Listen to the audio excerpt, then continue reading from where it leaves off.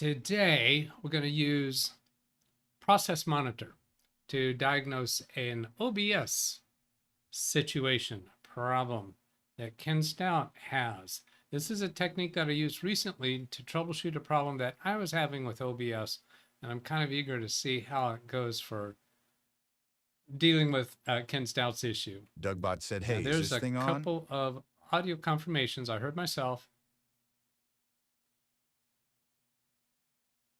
And I guess I missed the one for a speaker bot. I'm going to do that again. There's something else I'll do. Read chat, please. Read chat, please. Yeah, so that's coming through. Although, was I hearing it myself? Was I hearing it through YouTube? Yeah, I'm out of practice. Get over it. So I'll wait till when I hear it here, then I'll unmute the video so I can see it from there. Why, certainly. Yeah, okay, there I heard it both places. A quick hello in chat, and then we're going to bring Ken Stout up on Zoom, and it is just him and I today. So, that and that. Oh, wait a minute. Why is there a DougBetts? Apparently, I have OBS signed into my personal account. All right, I just won't do any more commands from there. There's Tony and Ken Wallow and Ken Wallow. There's Tony Stout and Ken Wallow. Tony Wallow, Ken Stout, showing how long they've been members. Hello, Steve Dodd, Josh Kender, Blueysoft, Mike's Unboxing Reviews. Mike is new with us today.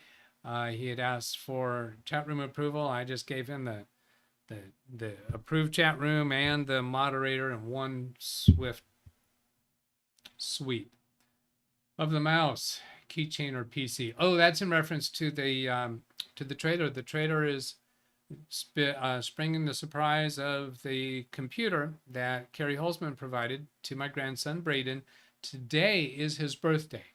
I gave that to him a few days ago because he was here and he's not going to be here today.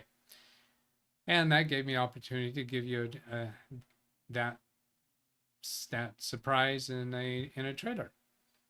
Hello, Scott. See, I'm not really reading these through very much right now. They're kind of short anyway. Phil Stodd, just trying to say hello. Read chat, please. Charlie Purdy. Rand Israel says, is the gray DougBetts user you or imposter? It's me when I typed a message in through OBS. Because apparently when I logged into OBS, it's using my personal account. It didn't get switched over to my brand account. Thank you for paying attention. Charlie Purdy, Rand Israel, Selden Ball, fan funding. I don't know what he's talking about there. Maybe he'll explain it.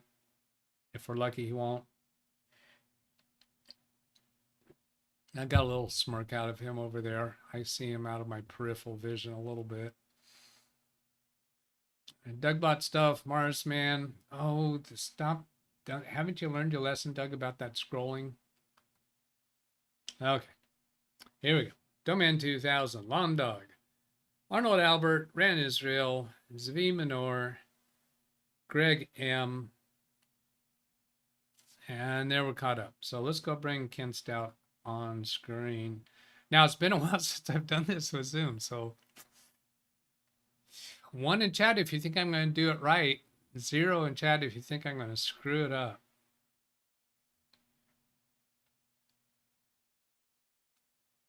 I bet there's a button for that. Oh, it says Zoom.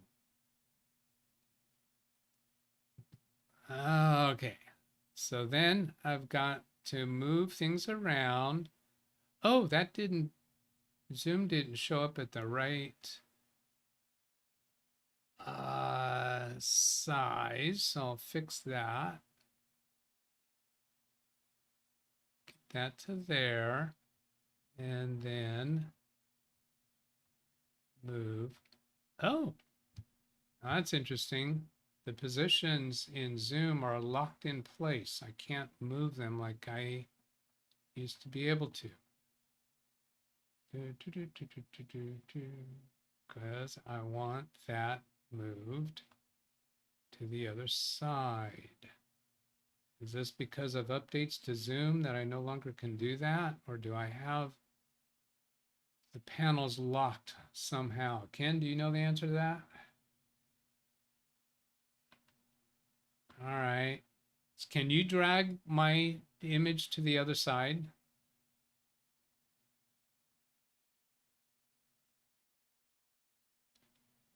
No, it's not. I Read just want to chat, know please. if you can move it. Because that's the thing that I'm not able to do. I can't switch places.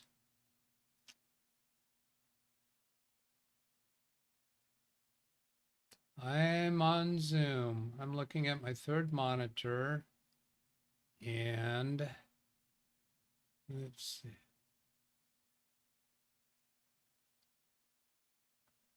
Yeah, I wonder if there's some kind of setting that I'm going to try maximizing. Let's see. No, I still can't move it. Oh, wait a minute. Oh, I see. I'm on multi-speaker rather than gallery. The normal thing would be gallery. That'll do it, I'll bet. Yep, that does it.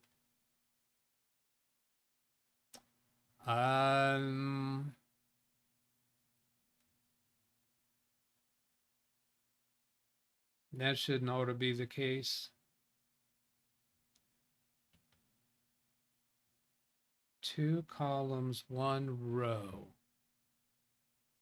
Okay, let's go back this way. There we go. There we go. Yeah, it's different than how I remembered it. Yeah, there you go. You know it. So now in my for those who aren't seeing what Ken is seeing, I'll explain to you. When he's looking at Zoom, he's seeing himself on one side, and on the other side, he's seeing what I'm broadcasting on YouTube. So he's seeing himself and me in the frame where he would normally just see me. And that's a setup I have in OBS. So that if I go show, for instance, if I go show chat, Ken is actually seeing that on chat. So he's able to see what I'm broadcasting. Because I like to do it complicated. We don't do nothing easy. Yeah, that looks a little weird.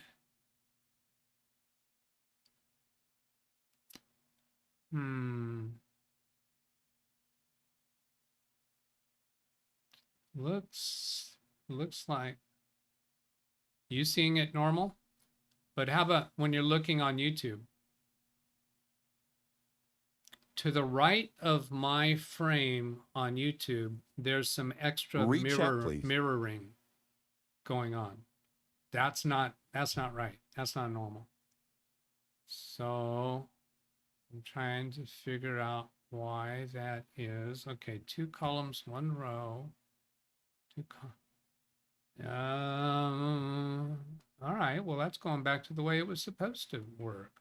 Or I need to move you over. No, that didn't work. Still two ducks.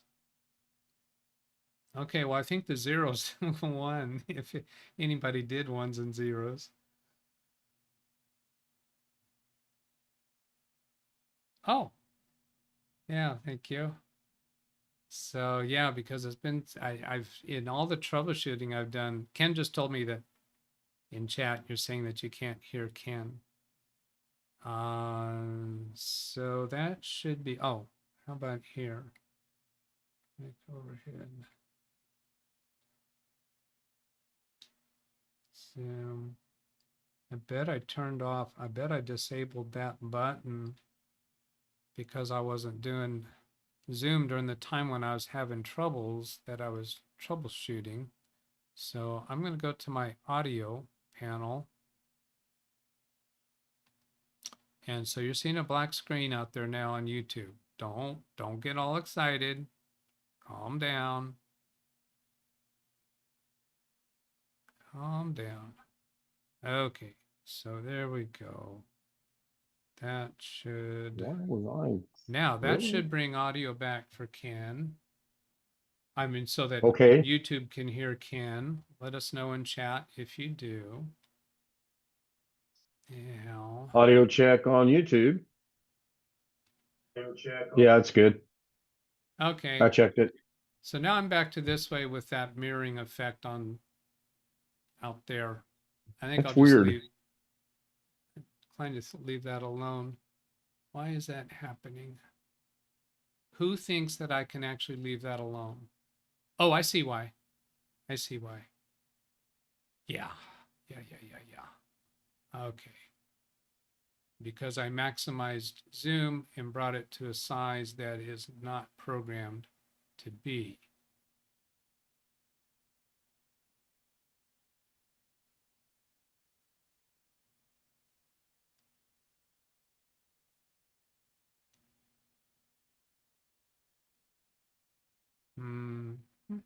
Okay, I'm seeing what I need right down there. And I'm changing aspect ratio, Ken's favorite word, for zoom. That still looks just a little bit out of line. So I gotta move my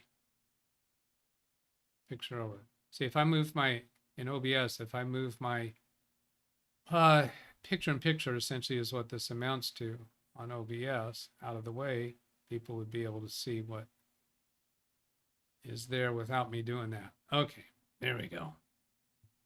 Ay, caramba. Okay, Ken, your situation, as I understand it, is you're hearing voices in your head.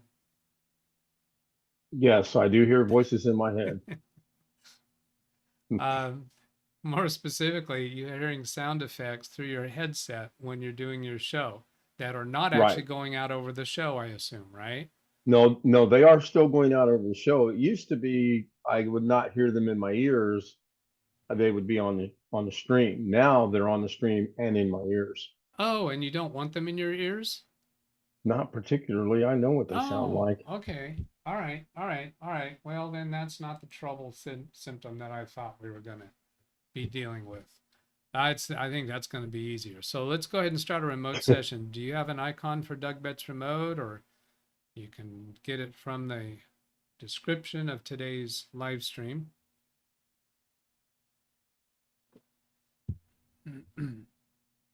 Ran Israel says earthquake at Fresno, not that I'm aware of. Oh, he Yeah, must when have you been when when I you was were moving moving your things. Yeah, when I was moving things around. All right. So then here is Ken showing up. And they're going to restart as a system service. You'll have a prompt to click on to allow that.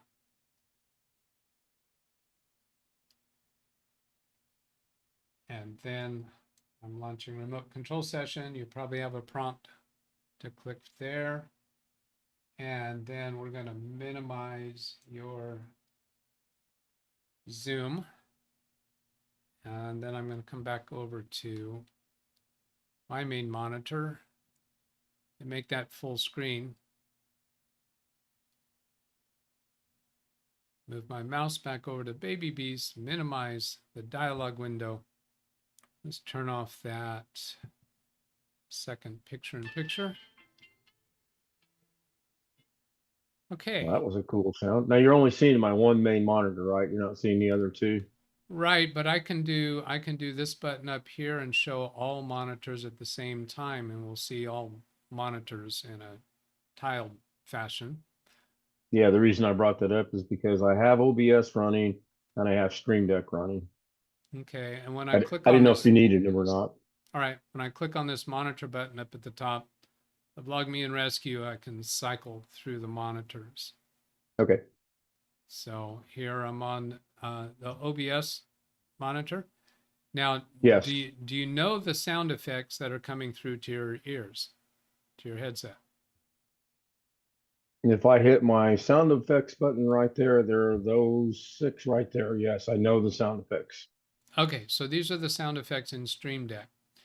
Yes. We need to find those in OBS in your I don't scene. think they are in OBS. That could probably be the problem.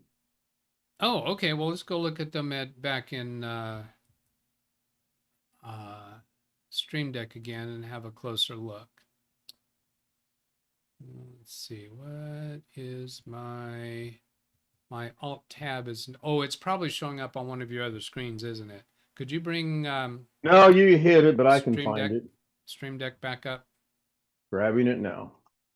There you go. Can you bring it over to the main monitor? No, I'm seeing it. I'm seeing it Okay. on the monitor where you have OBS, right? Yeah, it's on top of OBS, but Is yes. is that what you call the main monitor? No, that's my third monitor. Okay. The Okay. main monitor is the one with 8,000 icons on it. Yeah, no, I don't need that. We'll just keep Okay. it right here over OBS. So yeah, you're playing the audio direct from Stream Deck. You're not having Stream Deck play it in OBS. So what we would want to be able to do is control the audio output of the sound effects from Stream Deck. And that I have not tried to do because I always play sound effects through OBS. Okay. Output, here we go. Output is going to default. So it can go to headset or it can go to high definition audio device. I suspect that this is your computer. So what we'll want to do is have you try it with rather That's a than monitor. That's a monitor. Yep. Okay. Then that doesn't sound likely.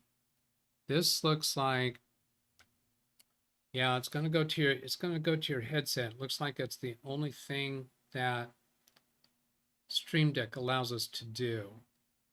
No, you can change it to the monitor and it'll come out the monitor. It just won't be in my Well, ear. yeah, but it's only one of those two. It doesn't Right. allow us to send it only to OBS because that's what you're needing. The only way that OBS is going to be able to send this out to your audience is if Stream Deck is playing it to the sound system of your computer, which is your headset. So Stream Deck doesn't give us enough control to do this. Now you're doing this as a, let's see, soundboard. You're doing this from soundboard play audio. So you're doing it from here. Is there any option in Stream Deck that would give us more granular control over the audio? There might be some plugins for it that do that natively. Okay, so I understand the issue now. I'm going to go ask for some help from who guessed Bluey it? Soft is saying the same thing that Alex said, that I need to get a virtual audio cable. Yeah, I have that. That would be one way to do it. I think the simpler solution is to have Stream Deck trigger the audio sounds from OBS. Is there a reason why you would not want to do that?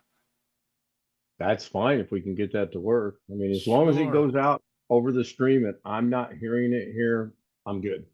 Okay, well, let's go look at that method here. So I'm, let's see, get my mouse back over to your screen. And then on the 3 dots, this one was called Stupid Is as Stupid Does. So I'm going to right click on that. And then, let's see, open brackets. Is there a copy path here? I don't see copy path. Yeah, go down. It's underneath the word cut. Oh, okay. I got to turn off my picture. I don't see copy as path. Oh, I don't see. You're Oh, seeing okay. the I see the word copy. Yeah, No, right. That's not copy as path. Okay, then let's take this way. We'll copy the path from up here. Control C, and then cancel that. And then instead of minimizing Stream Deck, I'm going to drag it off to the side so that I can get back to it. Then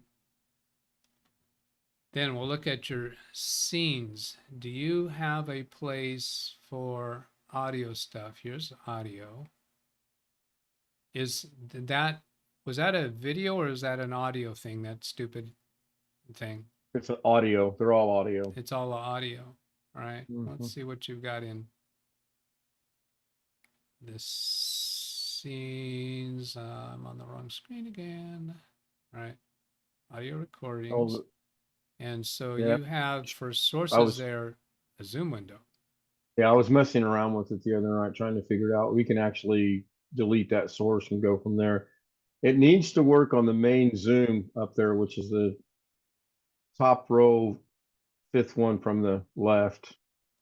Okay, that's not difficult to accomplish. But this Zoom Okay. window right here, we don't need that source. No, I was In this just scene? trying to figure it Okay. out. All right. You can get rid of it. All right. So then we'll get rid of that. Hit the plus sign. And then it's audio output capture. No, what's the right one? Media source. And then what do you want to call it? Stupid is? That's fine. Is that enough? Okay. Yep, that's fine.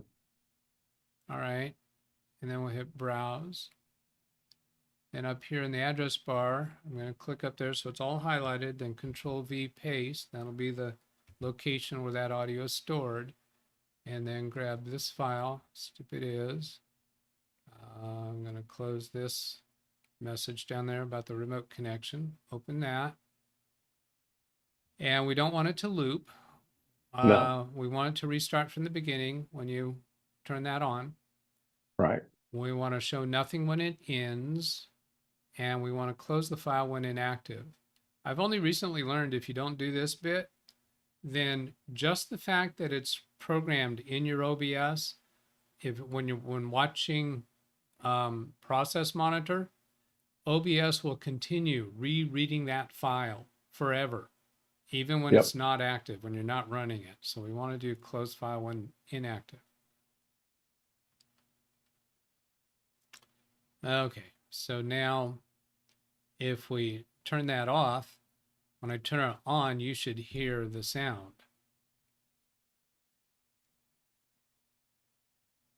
No sound. No sound? All right. No sound. And let's go look at advanced audio properties and see what that is doing. It has monitoring off for everything. And you're not getting, monitoring off should do an output. So if you were streaming right now, it should be outputting to the stream, but you wouldn't be hearing it. So, and that is what you want. Right. Now, if we go here to stupid is, and we turn monitor and output on, now when we turn this off and then turn it on again, we'll be able to see the sound indicator and you should hear it. I got it in my ear. All right. So then what you want to have is on advanced audio properties is to have this on monitor off. Now, this doesn't say output. If it might be more intuitive if instead of monitor off, if this just said output. And right. I agree. Yeah, this one saying monitor only kind of makes sense. Monitor and output makes sense. If this one was called output, I think it would be more intuitive. But when it says monitor off, what that implies is that it's going to go out over your stream and you're not going to hear it on your headset. Okay, so then we close that. So now then let's go back to, I'm going to do Alt Tab once, and that should get me back visible to Stream Deck.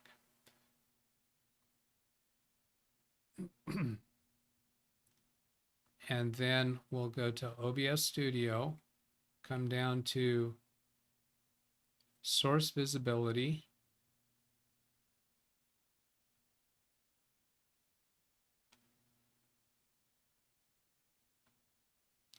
call it stupid is. The scene is auto recording.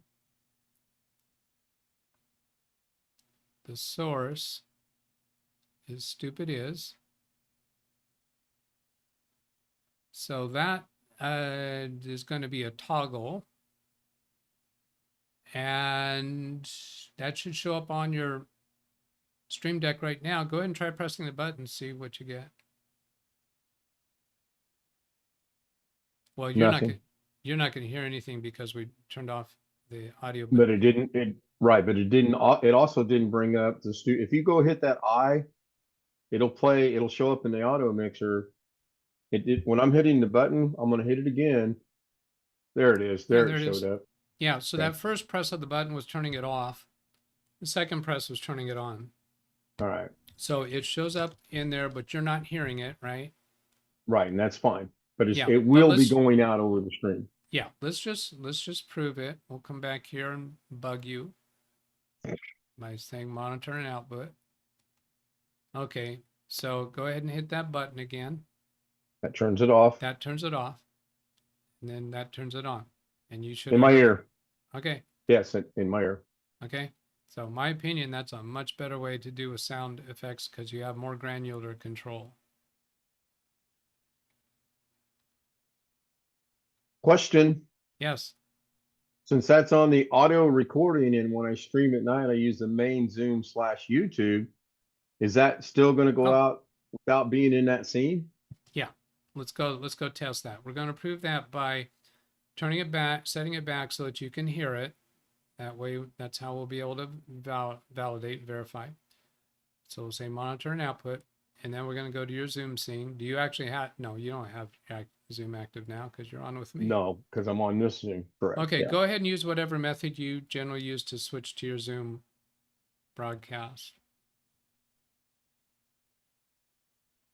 Okay, so there's your Zoom screen. Now press the button on your Stream Deck for that stupid is. Okay. Did it happen? It did not. But did not. you went back and you set it back to monitor off, so I'm not going to hear it. No, I thought I set And it to monitor on, but I know why we're not getting it. Let's go back and check about how I set it because I thought I set it to both. Let's turn that on. Now it's playing because Yeah, it's inactive. you're hearing. Yeah. Yeah. Okay. So here's how we're going to get it active in your Zoom. Your Zoom is here.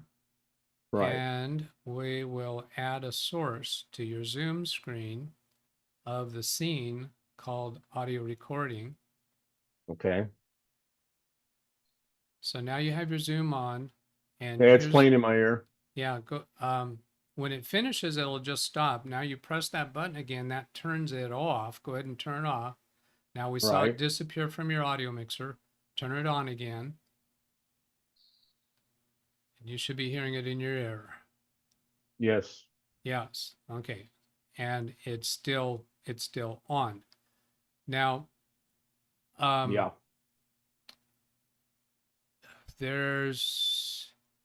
If we do it as a multi-button, a multi-event button, whatever we call that, we can have the button press, turn it on, and then after a number of seconds, automatically turn itself off so that you don't have to press that button to turn it off because you're likely going to forget to do that. Right? Likely, yes. Put Okay. a 1 in chat. All right. So to accomplish that, we'll come over and do another bit here. Let's see. Backup. Is that happening for me or you? That's happening. It ain't me. That's Back happening up, on me. Baby Beast. That's happening on Baby Beast. So I went ahead and let Baby Beast do that.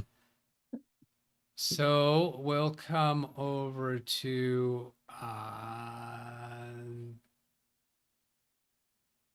clap some of these down so I can find it. Not multimedia. Multitask, isn't it? Yeah,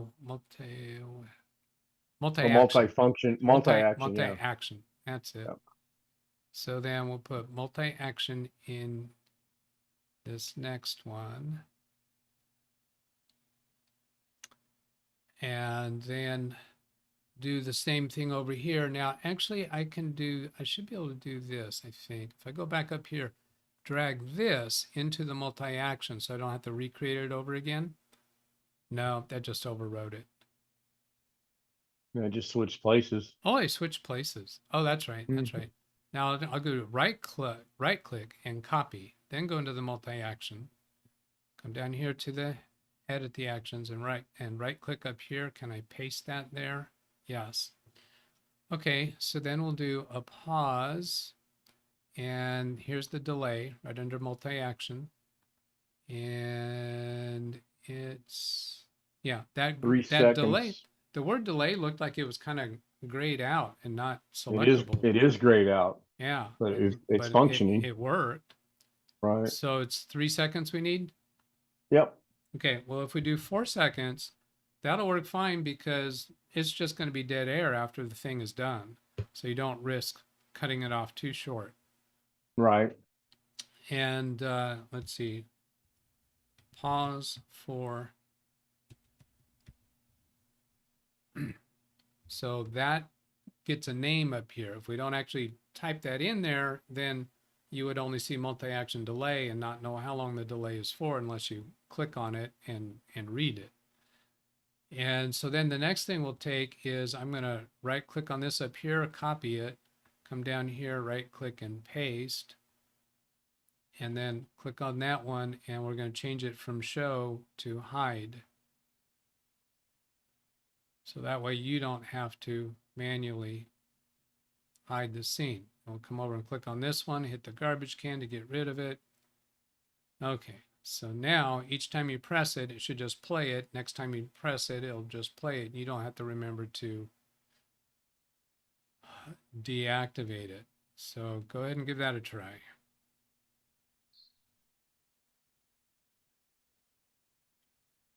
Yep. Yep, and it turned off automatically. Now go ahead and turn that on again. I'm going to click on it as soon as it shows up here. And does it? No, we're not seeing its play bar up here. I'm going to come over here to audio recording and see that up here. When I turn it on, yeah, there's the play bar. So here we can see the number of seconds that it is on this play bar that by OBS's determination of how long it is. 3 seconds. Each time we see those numbers, they add up to 3. Yep. All Okay, right. So now, here's the $1 million. Go ahead. Right now it's active. If you went back to here and tried playing it, it's not going to work the first time you press the button. Go ahead and try that and see if I'm right about that. It did not. Yeah, it did not because it was already active. Actually on the Stream Deck, it showed it did play. It came up green and it had the circle and it had the check mark. Yeah, the Stream Deck function with its delay still occurred, but Right. it did not play because that scene was already active. It only Right. plays when it becomes active. So since we left it active, you had to press that button once to have it cycle through. Now it has turned it off. Next time you press it, go ahead, it should play. There it is. All right, so then we'll go back to audio recording over here. And it's off. Right. And I'm going to turn it on so that I can get access to this 3-dot menu and go change this back to monitor off.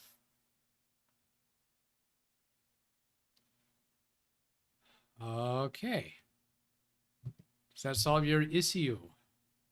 That solves That part one. of the issue. Can you go back to, so on my Stream Deck, I have a total of 6 sound bites. Am I going to have to put each one of them individually in that multi-action and then figure out a way?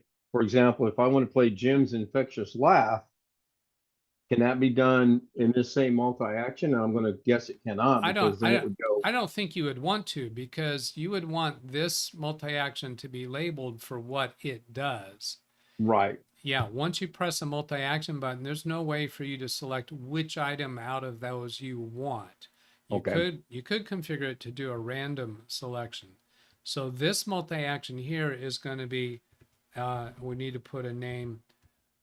Let's see, stupid is, of course you could put more if you wanted to, but now what your real question is, what it should have been, is how can we do this easier instead of going through all of those steps? So this one, this is your original, right? That Right. streamed it. So can we go ahead and delete that? We can. That one's good. Okay. So you want to do this one. Oh, well, we've got to set up in OBS this action. So you need the process here, and we're recording this, by the way. If you didn't know this is being recorded, it is being recorded. I'm good with that. Let's see, do I get? No, you Oh, don't yeah, get points for telling I us can it's still be on recorded. there. Yeah, okay. So we need first to have all of these available in OBS. So what I'm going to do here is try to show an efficient technique to do all this. It's a little complicated. So those who don't like complicated, go take a nap. Hang on, timeout. You just said an efficient way to do this, followed by it's a little complicated. Yeah, Those two efficient. comments don't work out. It's Yes, either they do. efficient or it's complicated. Not true. Not true. Not true. Efficient. Complicated can be efficient because complicated is going to be fewer keystrokes and fewer time involved to do the process, but it takes a little bit higher skill level. I don't think it's a whole lot higher, but let me show you. So we want to be able to use clipboard history. Now that probably just showed up on another window on your screen. Leave it there. I'm going to switch over to your other screen. I don't see it anywhere. It's probably there. Oh yeah, there it is. It's clipboard right on top of OBS. Yeah. So here's your clipboard history, and the first time that you try to activate clipboard history, it's going to tell you it's not on, and it'll have a button to turn it on. And the way you activate that is a Windows key V. Control V is what some people watching already know as the paste hotkey, but Windows key V will let you get into clipboard history, where it can remember things from the past, and you can pin them if you want them to come back and be available to you even after a restart of your computer. So we're going to use that. I'm going to get back to your Stream Deck. So here's the next one, numbnuts. I'm going to go down to that one, and this is, let's see. Oh, I'm hitting the wrong keys.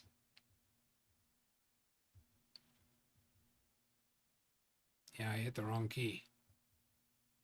I want to cancel that. I want to undo that. My Control Z undo is not working there, unless this is it. Is this still it? That was the one that said Jim. Oh, it is. It is. We're just seeing the whole path. Okay. Oh, we're seeing the whole thing there. I'm going to try Control A to highlight all that, then Control C. Then I'll do Windows key V to bring up the clipboard history.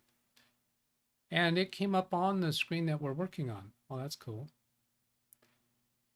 And this was the other one. So I'm going to delete that other one to reduce the confusion. So Jim malfunction. And we know what that one's going to be called. Well, actually, you called it numbnuts. So the name isn't there. And it could be malfunction. That's fine. Okay, but we could also take the name of it here too with the Control C. So now we have both that path and the name of that item. Okay. Then I'm going to get out of the clipboard. It's being stubborn. It says, you called me up. Now do something with me, silly goose. There, finally went away when I clicked on Stream Deck again and again and again. So then here's Jim laughing. We'll do a similar thing there. Control A to select all of that. It's got a C:\users. Okay, I see what's going on there. And then we'll get the name, Control C.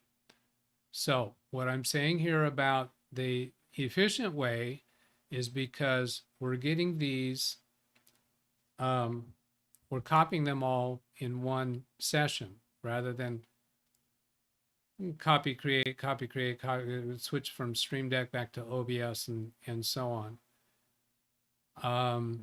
Now this time when I did Windows key V, it's not showing up on this screen. So I'm going to go hunting around on your other screens, see where Yeah, it it's is. on the main, it's on the one with all the icons. That one right there. Oh, I see. It's under my picture. Under your picture, yeah. Yeah. Okay. So we have these two.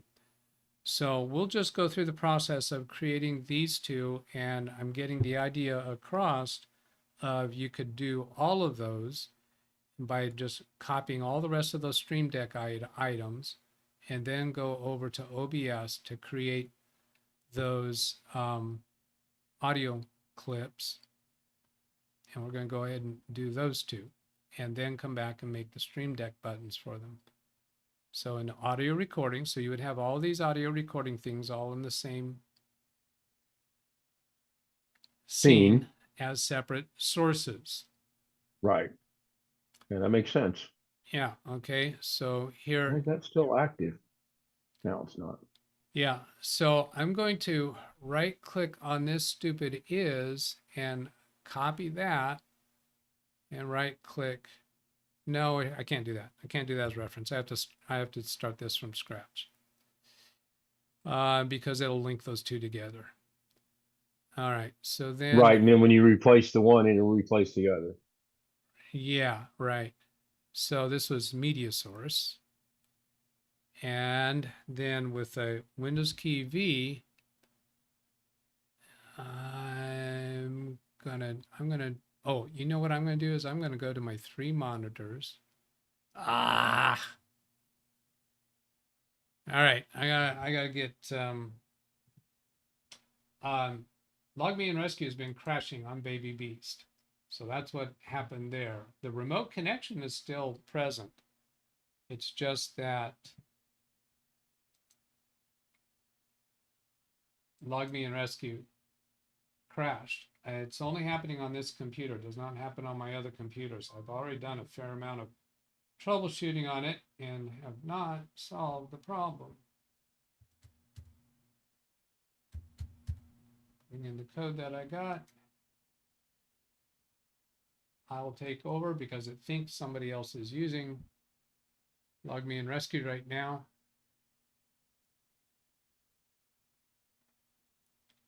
Now, Ken is still with me on Zoom. Nobody can see it though. Yeah, because I was showing Log Me and Rescue. So what I was going Right. to do here is come up. And now, as soon as I clicked on one of the control buttons up here for Log Me and Rescue, that's when it crashed. Go to all monitors. And then here's the clipboard. I want the clipboard to be on the OBS monitor because that's going to be more convenient to me. I should be able to move that.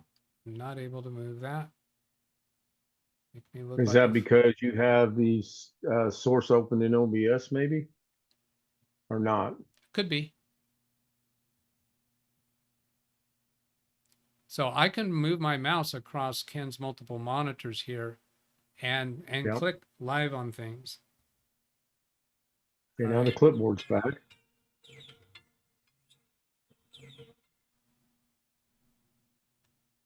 And I can't move it. Should I be able to move it? Well, I Yeah, can't now, go it's ahead, gone. go ahead and try. Go ahead and see if you can move it to the OBS monitor. I cannot. Huh. Okay. I'm going to go demonstrate on Big Beast.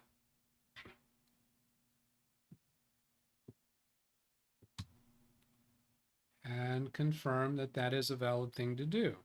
So when I bring up Windows key V on Big Beast, I can grab the title bar here and move it around.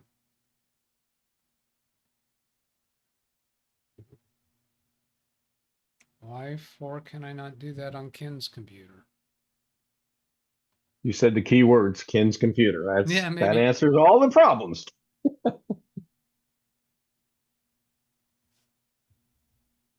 Okay, we're just gonna have to live with it this way. So in fact, I'll do it on these three, showing three monitors. So the plus sign.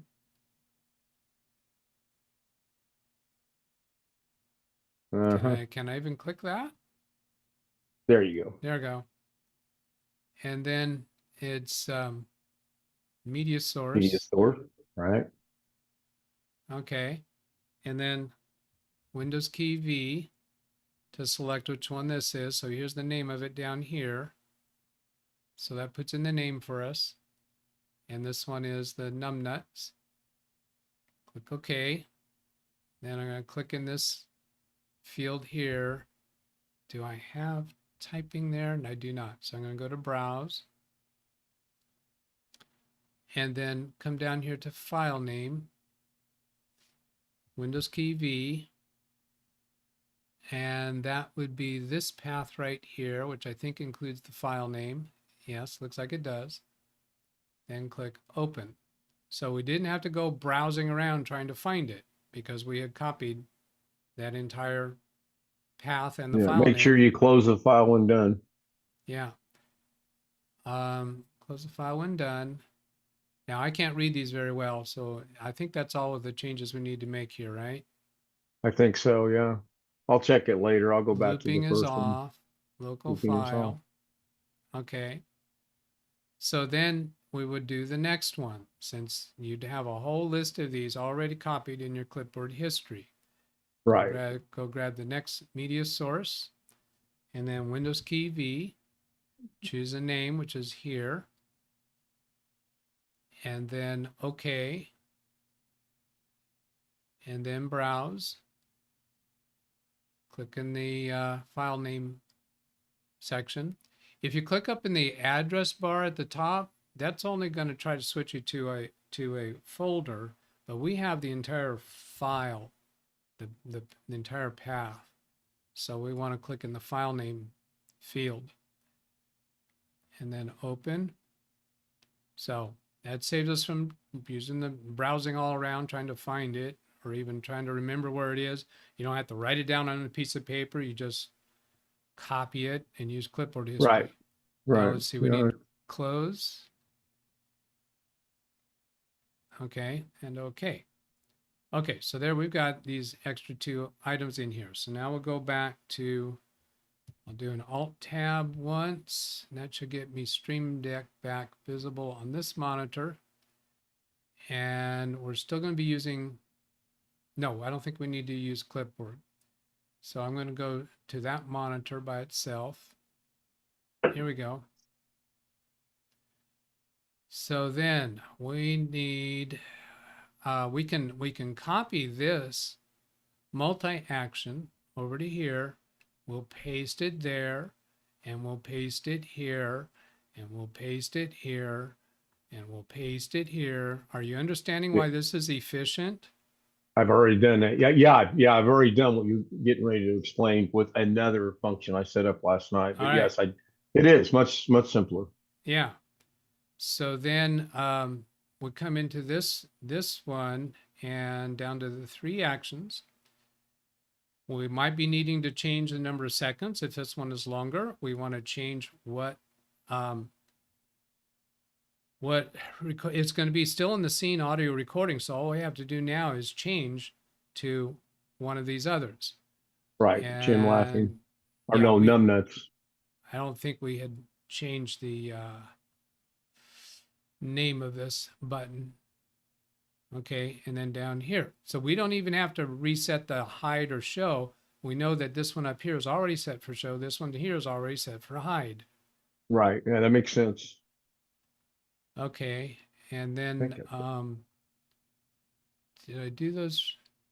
Oh, okay. So we got both of those set for numbnuts, but we have those titled as stupid is. So we do need to change the title.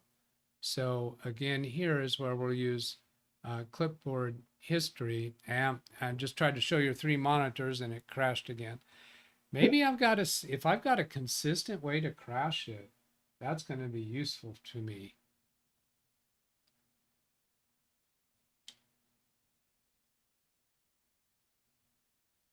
I think it's probably actually not smart for me to show the codes because I think seems like Probably they not. can be, seems to me like they can be reversed engineered. You know, they change all the time, but if somebody were to get the exact time that I generated a particular code, I'm not certain, but I think that can be reversed engineered.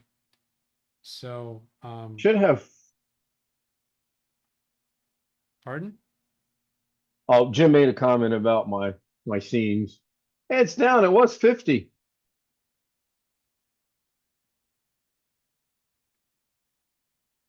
See, there it is. Oh, by the way, for those of you that didn't figure out, I don't have a live stream today at 2 o'clock. I'm Doug's special guest on Doug's live stream today.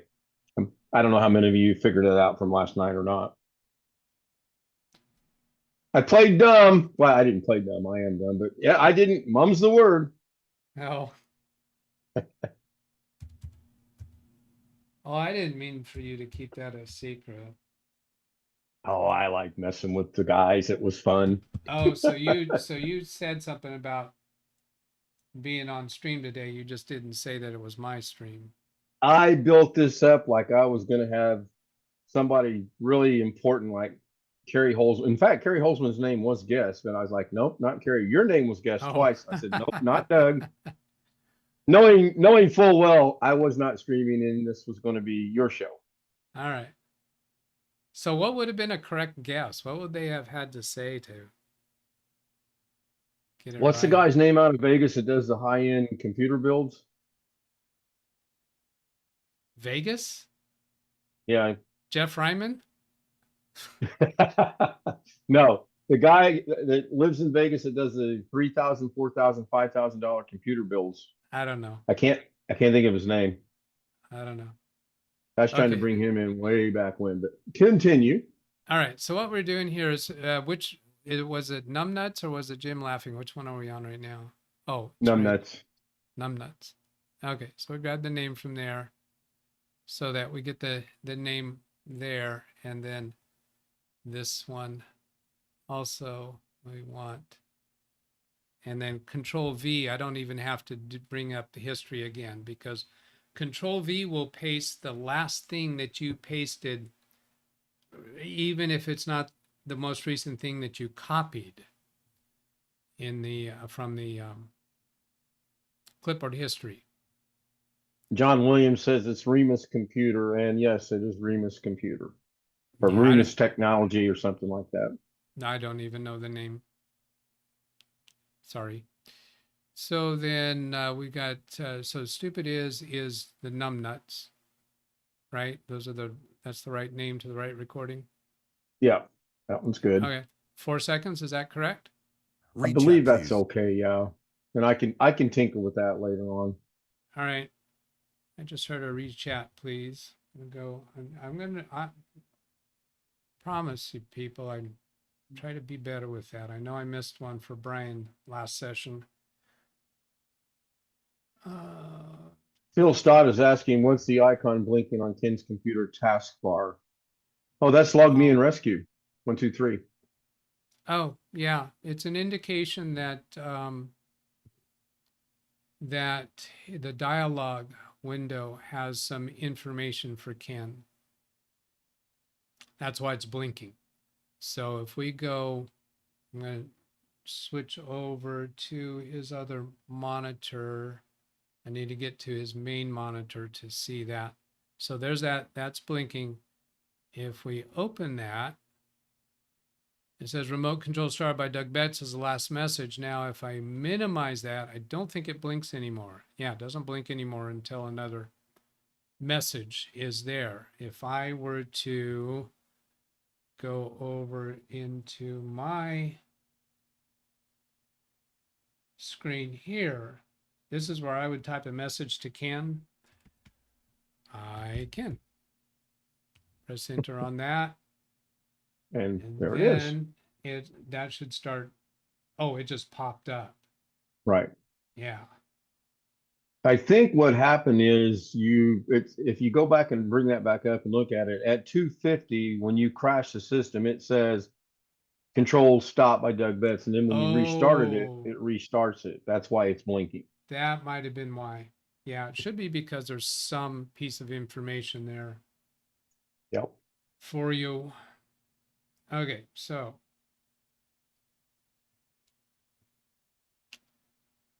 we did the second one there. And then at this point, go ahead and try pressing the button. Well, the You're audio. going to change the name to Jim Oh yeah, Laughing, or we're going this to leave name. it? No, change this name.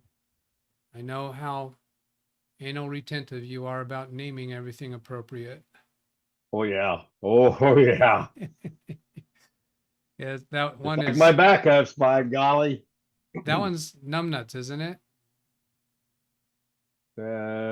Yes. If it's not, I'll fix it later. You'll No fix big it. deal. All right. Yeah. All right. So here we And go. Testing it now. Or wait. yeah, I don't know if we have that configured to go through your headset. You might have to press it twice. Once turns it off and the next turns it on. But we see it playing.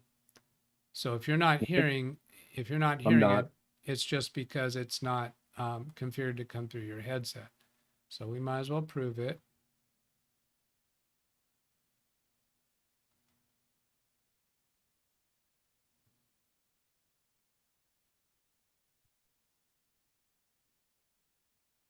I'm really impressed with my ability to make out what that is. It's a tiny screen. Go ahead and try it. Nothing in my ears. Okay. And I didn't see anything play that time. Try it again. Which is weird because now it's playing. Okay. The reason why it didn't play is because I had turned on that source in order so I could manipulate the audio properties. So the first time you press that button, it was already on. So the pressing of that button after 3 seconds turned it off. Then your next press, it worked. Perfect timing. That is good. 4 seconds is just right. All right. Yeah, and since it's unlikely that you're going to try to use that button again within a few seconds, I mean, you could set them all at the maximum value that any of them would need, and that gives you consistency. I mean, it could even go like 8 seconds because nobody's going to be able to tell that it's still on for a number of seconds because it's not going to play again. Right. Okay, so now Alt-Tab should get me back to the last screen that I had hidden, which brings Stream Deck back up. So we've done 1, 2, 3. So this would be the next one to do. I'm going to bring that screen up full size so people can seize it.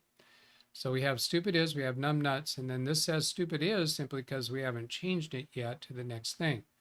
So then we go into next actions and we'll change, let's see, we did, we already Jim's have, laughing.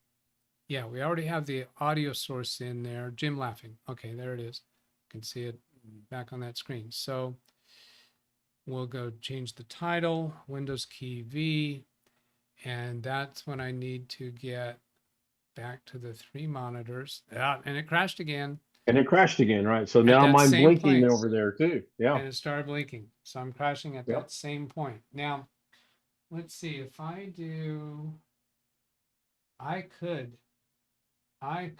totally switch over to my laptop because it never crashes on Log Me and Rescue.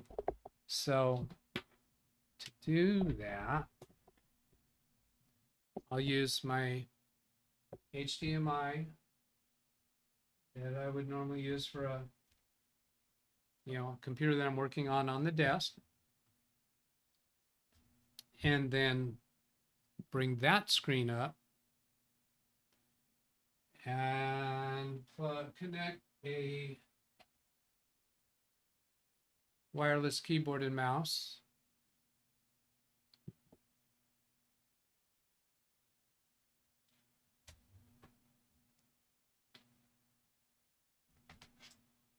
Bring those over here. Now the mouse without borders is not going to work for me. So far I've been using the same mouse and keyboard going from Big Beast to Baby Beast because those two computers have mouse without borders. If I were to configure the laptop with mouse without borders as well, I could use this, my same keyboard and mouse on Big Beast and Baby Beast and the laptop. I think it'll do 3 of them in a row. Yeah, PhotoMix Media says never crashes, famous last words. Yeah, well, this is my live stream, so anything can happen. Now, Well, you're connected to me, so through osmosis, it's going to happen. that adds more. That adds more likelihood, doesn't it? Yes, it And does. on that capture device, I also have a picture-in-picture capability. So then I need to do a text message, and we're And going this is going to yourself, right? I'm not going to get a text message. No, this is a text message to me with a code. And I don't know if this is quite as important as far as keeping it off screen, because this is not a authenticator app. I think it's the authenticator apps that might be vulnerable to somebody reverse engineering the code. They wouldn't get the exact code, but they could get close enough that then they could do brute force, I think. Underline, bold, italics, I think. I typed it wrong. Long Dog says that the error might be part of Mouse Without Borders. I don't think that it is. I think it's when he clicks up on there to go to all 3 monitors at once, it instantly crashes. I don't think the Mouse Without Borders is doing that. Well, actually, a way that I could test that is I do also have Log Me and Rescue on Big Beast. And Big Beast also has Mouse Without Borders. So if Big Beast never crashes with Log Me and Rescue, then that would say it's probably not Mouse Without Borders. But Mouse Without Borders possibly could have that. No, I don't think so, because I've had this same problem when Big Beast was turned off, and I'm only working with Baby Beast. Although the Mouse Without Borders software is still present. But that then could be any software, it could be that causing that kind of an issue. Sure, sure. All right, so then I'll take over. I feel like a blackjack dealer.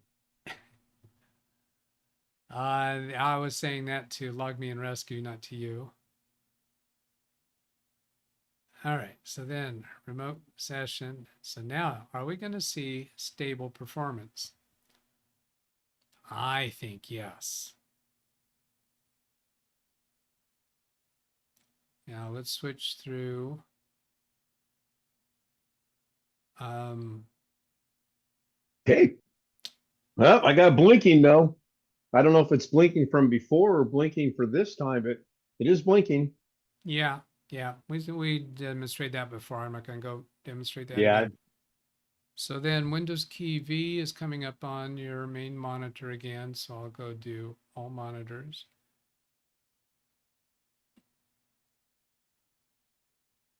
And this is going to be Jim laughing. Yes. So I'll put in the name of that. I must not have had that field active. There, I got a blinking cursor in that field. Control A to select the field. All right, and then Windows key V, Jim laughing, and then change this scene to Jim laughing. And this is the show, and it's on 4 seconds. Is that also good? That's fine. Yeah. All right, and then here. Now, the last thing that I pasted was Jim laughing. So I don't Right. have to bring up clipboard history again. I can just press Control V, which is going to paste the last thing that I pasted, even though it wasn't the last, perhaps wasn't the last thing in clipboard history. In this case, I think it was. And so then we'll change this to Jim laughing. And it still says stupid is. Oh. Now I got it. Yeah, probably my fine motor mouse control wasn't good enough.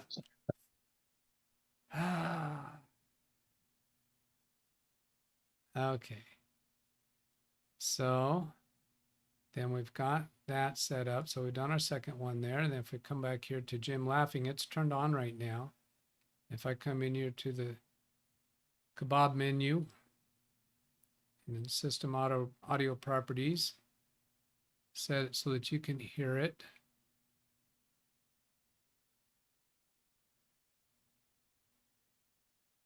And close that. Now, the first time you press it, you're not going to hear it because it's already on, but that pressing is going to turn it off. Go ahead.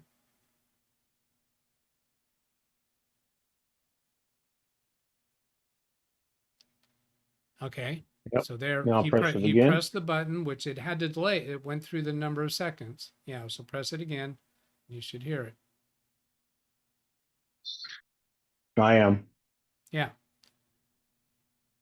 Okay. So then once you've done all of these and you're satisfied they're all functional, then you would go back through each one of them and change the audio properties so it only goes out. For now, we'll leave it on because for testing purposes, you ought to leave them coming through your headset until you're satisfied that they're all working right.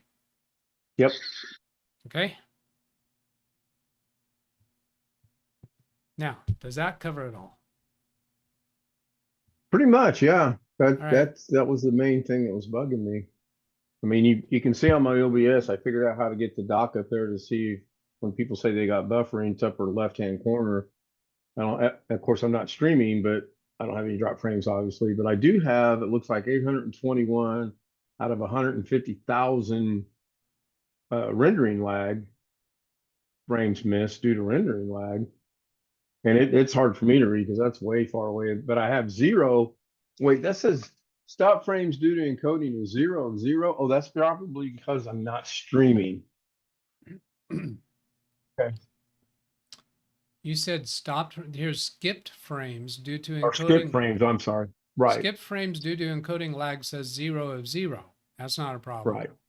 Frames right. The one missed, above it, though. Yeah. Missed due to rendering lag. 821 of 159,000, 0.5%.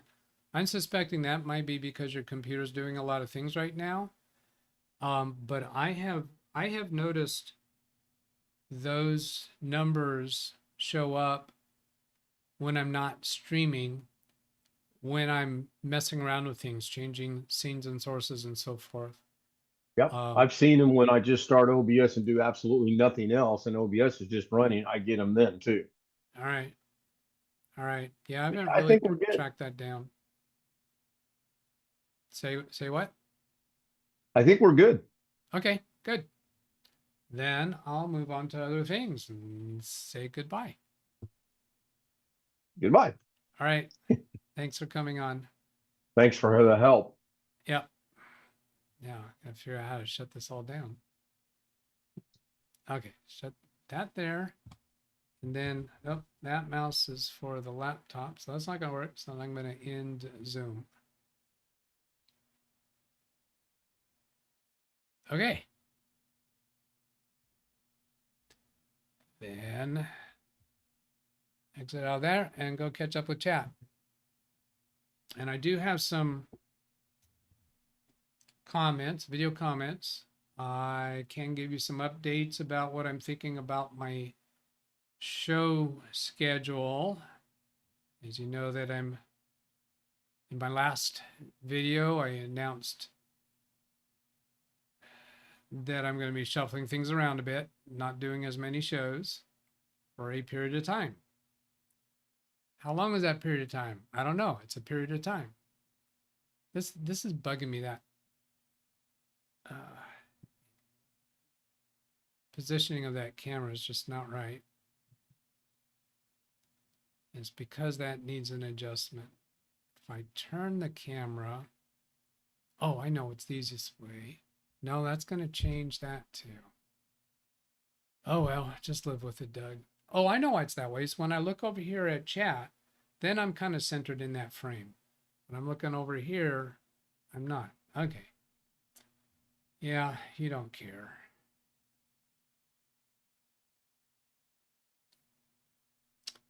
There's a happy birthday wish for my grandson from Scott.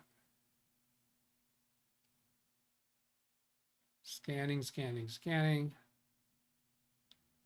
If anybody had actual questions, do a read chat to get me to it.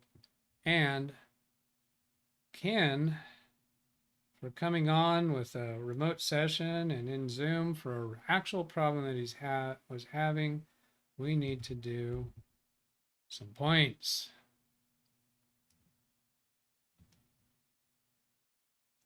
Now let's see, I'm going to do it this way. I'm going to hit that button once. That gives him 1,000 points, and then I'm going to do it again. Play it again, Sam. So there's 2,000 points. Because I think that's a good thing to have in what I intend this show, this channel to be. That wasn't actually, well, yeah, it was resolving a problem, but then it was some tutorial stuff too.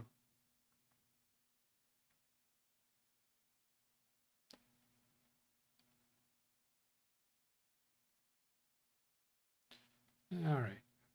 I don't know. Oh, the earthquake was the making the adjustments. Anyone sick? Hello, Josh Kinder, Darren Gilholm.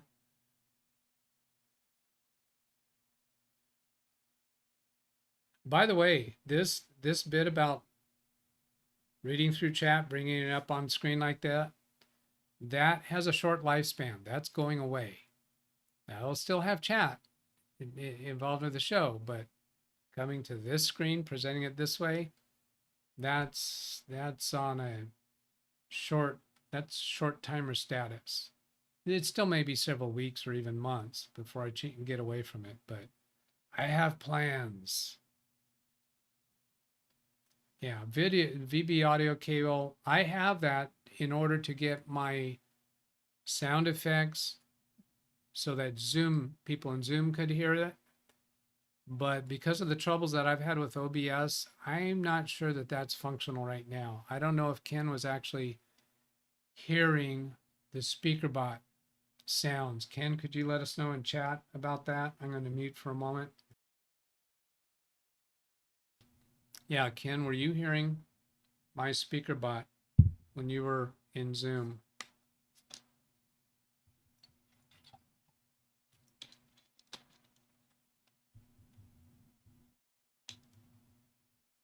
By the way, it might be worth noting. No way. Inform you. So no, Ken was not hearing SpeakerBot.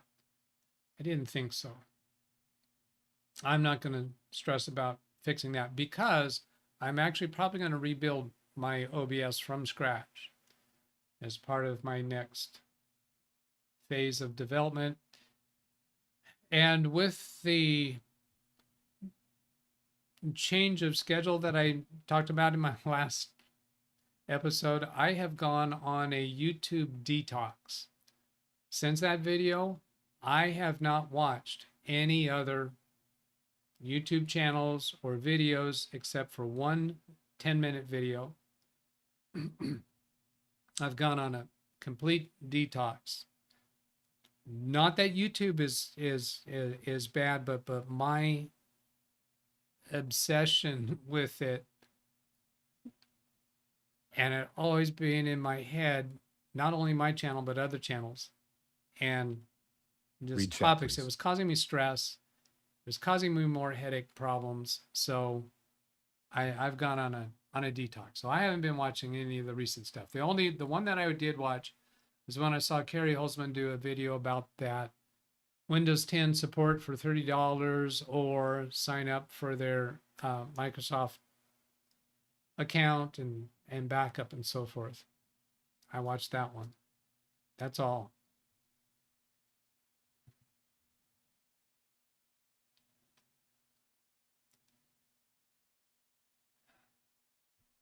So they're talking about somebody else's show about a live stream. So I'm not trying to get up to speed on that conversation.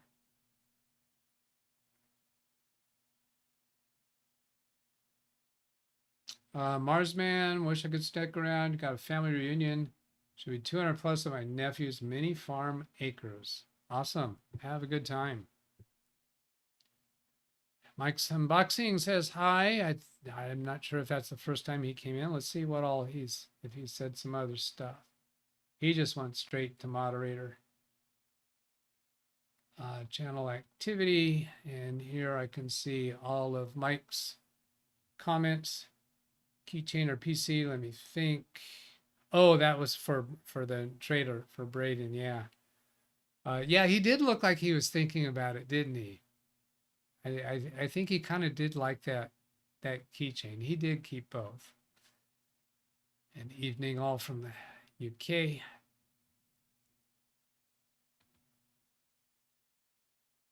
Good to have you here, Mike.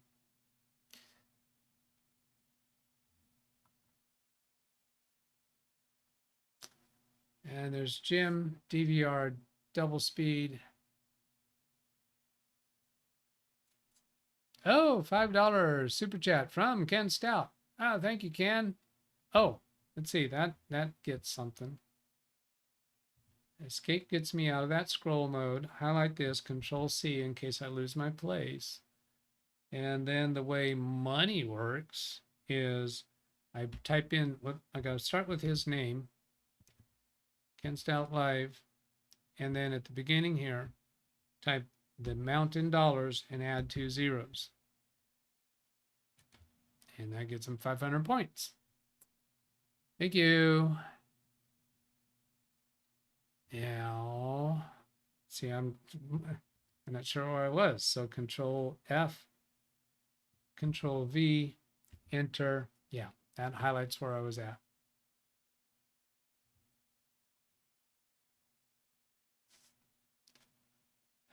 Drinking, yeah. I had me a beer last night, first one in like 2 weeks.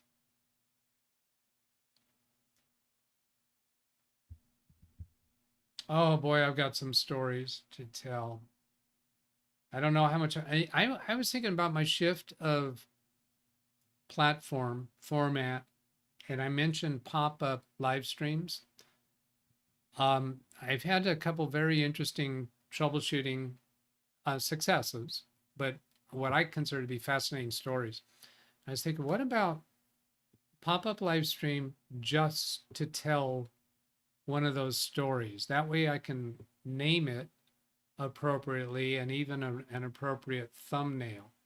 Now that I'm not live streaming every weekday, I feel like I've got a little bit more room to do that, but I'm also I've got to stick to my guns about getting caught up with my business work.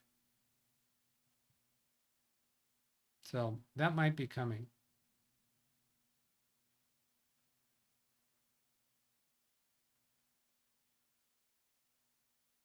Let's see, 36 scenes. How many scenes do I have? Jim's commenting on 36 scenes. I have capability of showing my monitor number 2, and I have a picture-in-picture pasted over this portion of the screen so that you don't see mirroring effect. So here's my scene. 1, 2, 3, 4, 5. Let's do this. 1, 2, 3, 4, 5, 6, 7, 8, 9, 10, 11, 12, 13, 14, 15, 16, 17, 18, 19, 20, 21, 22, 23, 24, 25, 26, 27, 28, 29, 30, 31, 32, 33, 34, 35, 36, 37, 38, 39, 40, 41, 42, 43, 44, 45. Okay. So I got you beat, Mr. Stout.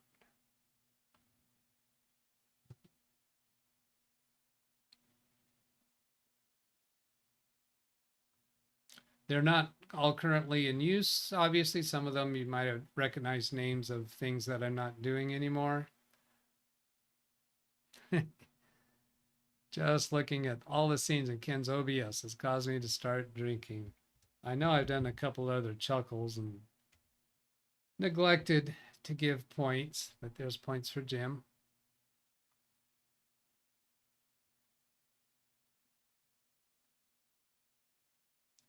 Photomix Media, hello. If you need any pro advice from a pro live streamer. Okay. Hello, Rick Lakes.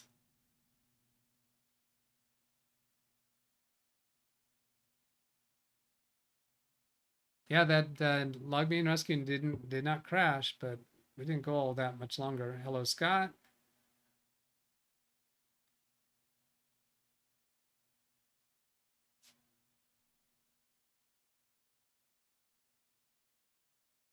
Oh, oh, doggone it. All right. I was trying to catch on Lawn Dog's second comment about mouse without borders. Or was it? Oh, this one. I just asked a question about interference between LogMe and mouse without borders. The answer came back yes, and I only make the suggestion because of the way LogMeIn works and it has its own version. I'll consider that. And Photomix Media says he thinks I'm right about those codes from the authenticator apps, but with the qualification that he's no security expert. Hello, the Bronx 9. What have I missed? I'll tell you what you missed. The Bronx 9, you missed everything before that point when you said hello. Everything before 12:04 p.m., that's what you missed. There, that's my easy way to answer that question.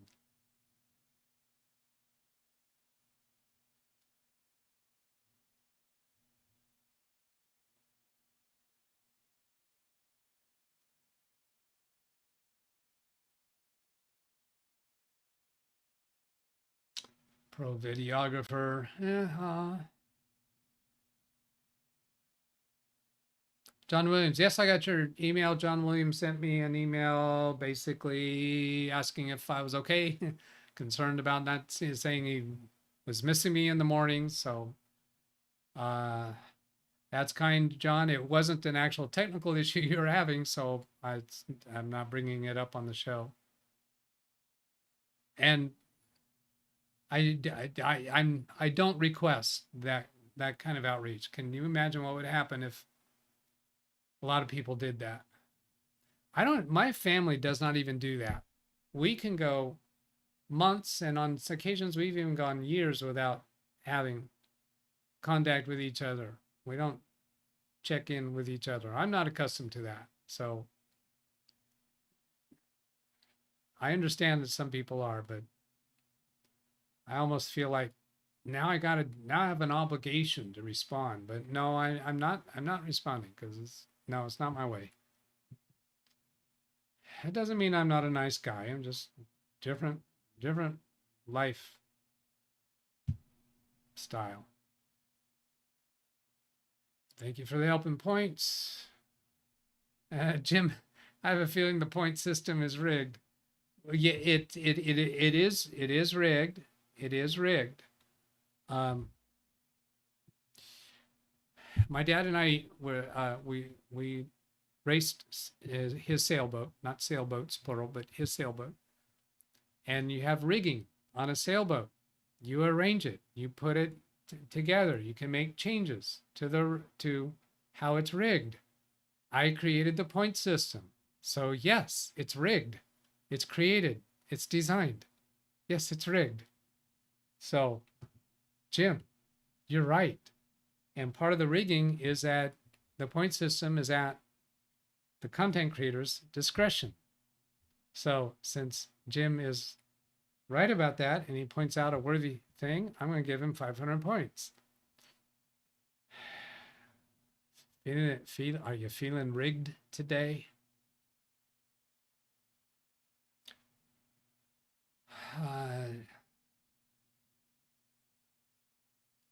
And Israel, if there was ever a time to say it's about time, if there's ever a time to say it's about time, do I risk this?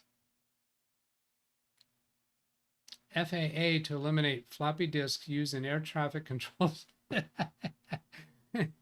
Windows 95 also being phased out of air traffic control systems. Yeah, air traffic control systems have very, very old equipment.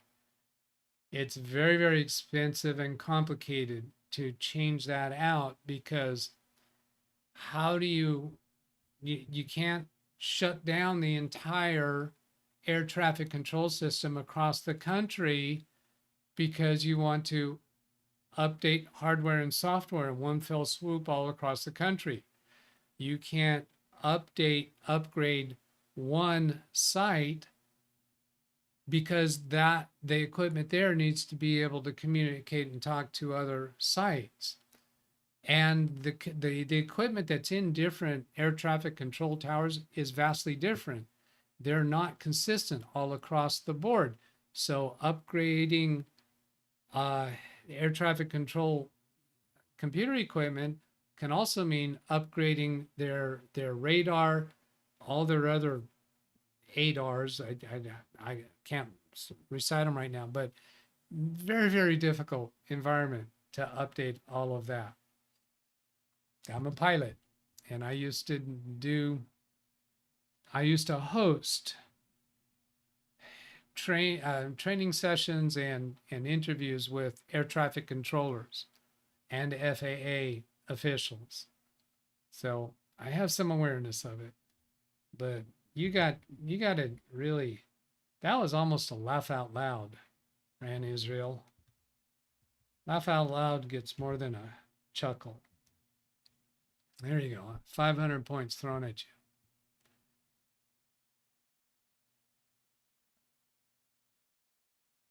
Don't scroll. Don't use scroll wheel. It's 12:13 your time, no rush. Not sure what I was saying back then about the rush. I kind of vaguely remember that.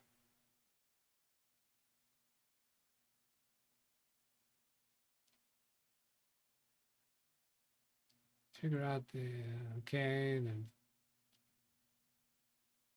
Ken says it's the least he can do.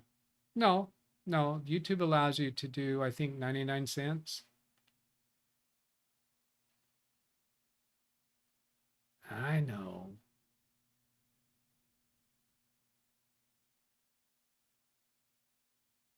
Oh, what was that jump?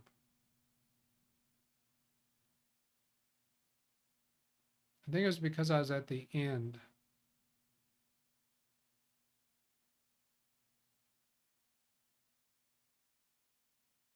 Here, this is where I was when it jumped. With $30 ESU offered 1 year by Microsoft, you still need to sign in with the Microsoft account, but the key is good for 10 computers. Really? $30 you can extend for 1 year for 10 computers, but they have to be signed in maybe with the same Microsoft account in order to do that. You can revert back to a local account after applying the ESU key, apparently. That makes sense.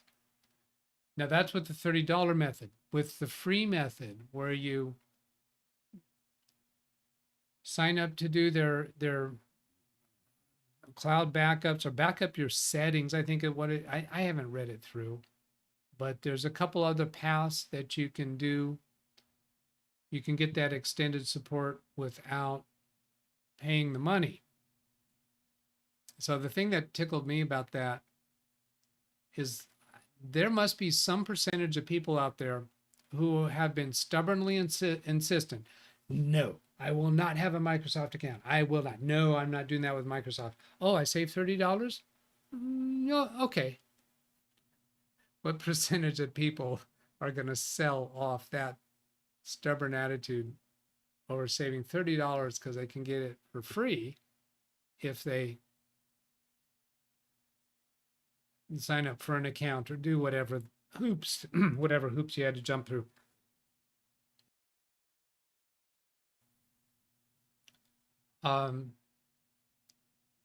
Let's see. I had another. Oh yeah, another thought on my mind about it.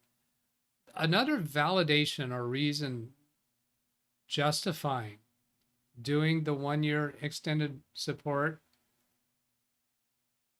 You know, and people who are saying, why are you waiting? Why not just do it? Well, the cost of new PCs compared to the performance, the cost continue going down and the performance continues going up. So if a person were to use that free technique or the $30 technique for 1 year continued Windows 10 support, the new computer they could buy at the end of that 1 year, they would be getting more computer for the money, or they'd be getting the same computer for less money. And I think it would probably be more than a $30 savings, meaning the computer you can buy the beginning of October 2025, that same capability computer in October 2026, I wouldn't be surprised if it's more than $30 less, depending upon what level computer you're buying. So that could be a reason why some people might choose to hold out if they kind of still don't like Windows 11, they'd want to stay with Windows 10, they could justify paying the $30 or jumping through the hoops, knowing that they're still going to eventually replace the computer, but they're going to get more computer for the money a year down the road. I don't think I've heard anyone bring out that point.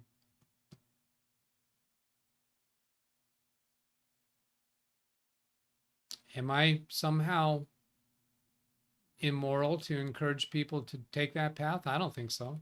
I think it's a justifiable path. Do I need to create more scenes? No, Ken says, for him. Now, my OBS problem, I tried removing scenes. They don't stay removed. I remove them, exit OBS, come back in, the scenes are back. I have some kind of a corruption in my OBS profile that changes aren't being saved. And the log file for OBS shows some information about where that's happening. And when I create a brand new OBS profile, I don't have that symptom. So there's something in all of this mess of stuff. Yes, I admit it's a mess of lots of stuff, has corrupted or prevented OBS from functioning properly. Now, some work that I did on that this morning is implying that it has to do with my USB cameras and or USB microphone, because when I take them out of the mix, there is a certain consistent symptom that disappears. That consistent symptom that I'm having has to do with local recording. So I'm going to show my OBS right now. This right here where it says start recording. Let's see, there, start recording. When I manually start a recording, or if I have local recording running during a live stream, when I end the stream or end the recording, it fails to end. It just says stopping recording, and it never does stop, and I have to crash out of OBS. That's the consistent symptom. Now, I created a brand new, fresh OBS profile with no scenes, no sources, and I added only monitor 1. And then I was consistently able to stop the recording. I added my main camera, and then I could no longer stop the recording. So my next step is to use some brute force techniques for getting rid of some plugins. Now, my work in this has been guided and managed through Gemini. So over here, Gemini, OBS recording stuck. I have this one, see these pinned items? These are pinned because I want to go back to them for some reason. So this one that's pinned for my OBS troubleshooting. If I go back up here to the beginning, see how this scroll bar, it pulls in more information. I get to the top and you see it's bringing in some more history, more history, more history. This has been going on for a while, working on this problem. Okay, I haven't been talking to you about it. because it just takes too long to get you up to speed with all of this work that has been done on the problem. And where we're at now is to do a brute force technique. Now, Gemini, all of the AIs, they make mistakes, and they are annoying and a nuisance in many, many ways, but they are also very, very helpful in many, many ways. So that is kind of giving me some delays in getting my systems geared up the way that I want them.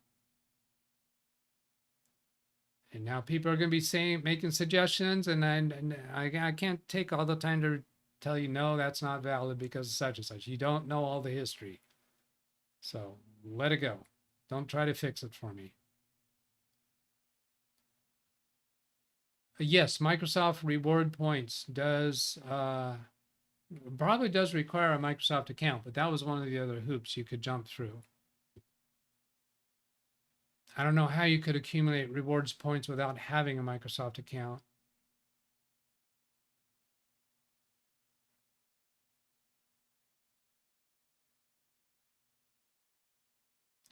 You can build a minimum Windows 11 computer under 300.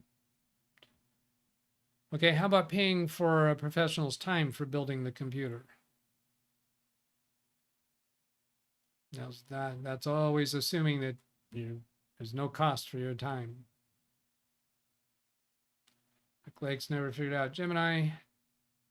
Yeah, if you're not really, really interested, then don't bother.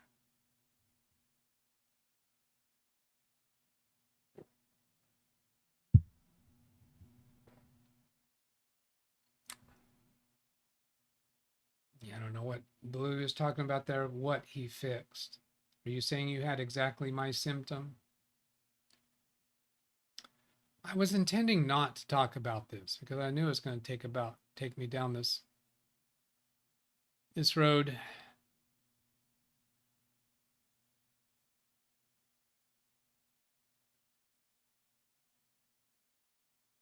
Are you saying, oh, maybe you're saying you were able to fix Ken Stout's problem by deleting the current user profile config, but his problem was a Stream Deck problem. It wasn't an OBS, so I'm not sure what you're referring to there.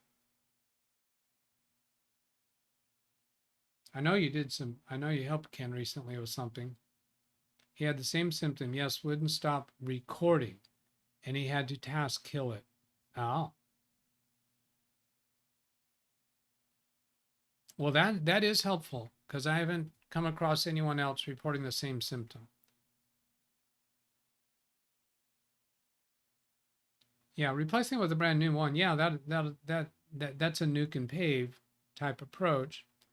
But I recreated the problem. The problem came back simply when I added my microphone, my webcam and my microphone.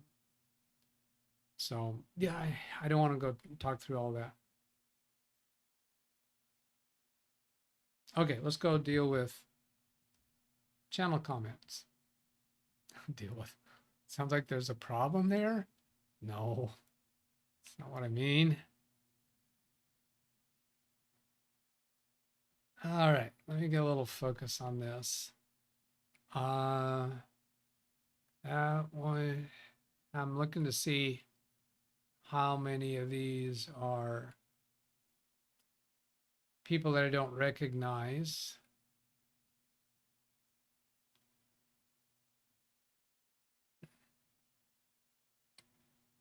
Okay, quite a few of them. So let's deal first with those. We'll close this panel, zoom things up a bit, grab me a timestamp, and I'm going to put a timestamp for Dava Marty, and I'm going to come back and talk to you a little bit, and Holly Stevens, and Ed Gone. I'm going to come back and talk to you and answer your question, and Papo. I'm going to come back and talk about that a little bit because I got an idea for you. And Chathu, Chathuvarana Singh. I might get better off with it, better at that if I tried it some more. So there, I've got timestamp for all of you, and I'm going to go talk to each of you individually. But first, I'll to get all of you together, you can send a question to me at any time to this email address. You don't have to be a regular viewer on this channel. You don't have to be a subscriber. You don't have to be a member of my channel. You can send an email here with any Windows technical issue that you're having. I will talk about it during a live stream. The chat room will participate in whatever your issue is, and I will reply to your email with a timestamp to the point in the video where we start talking about it. That is one of the main foundations of the reason this channel exists.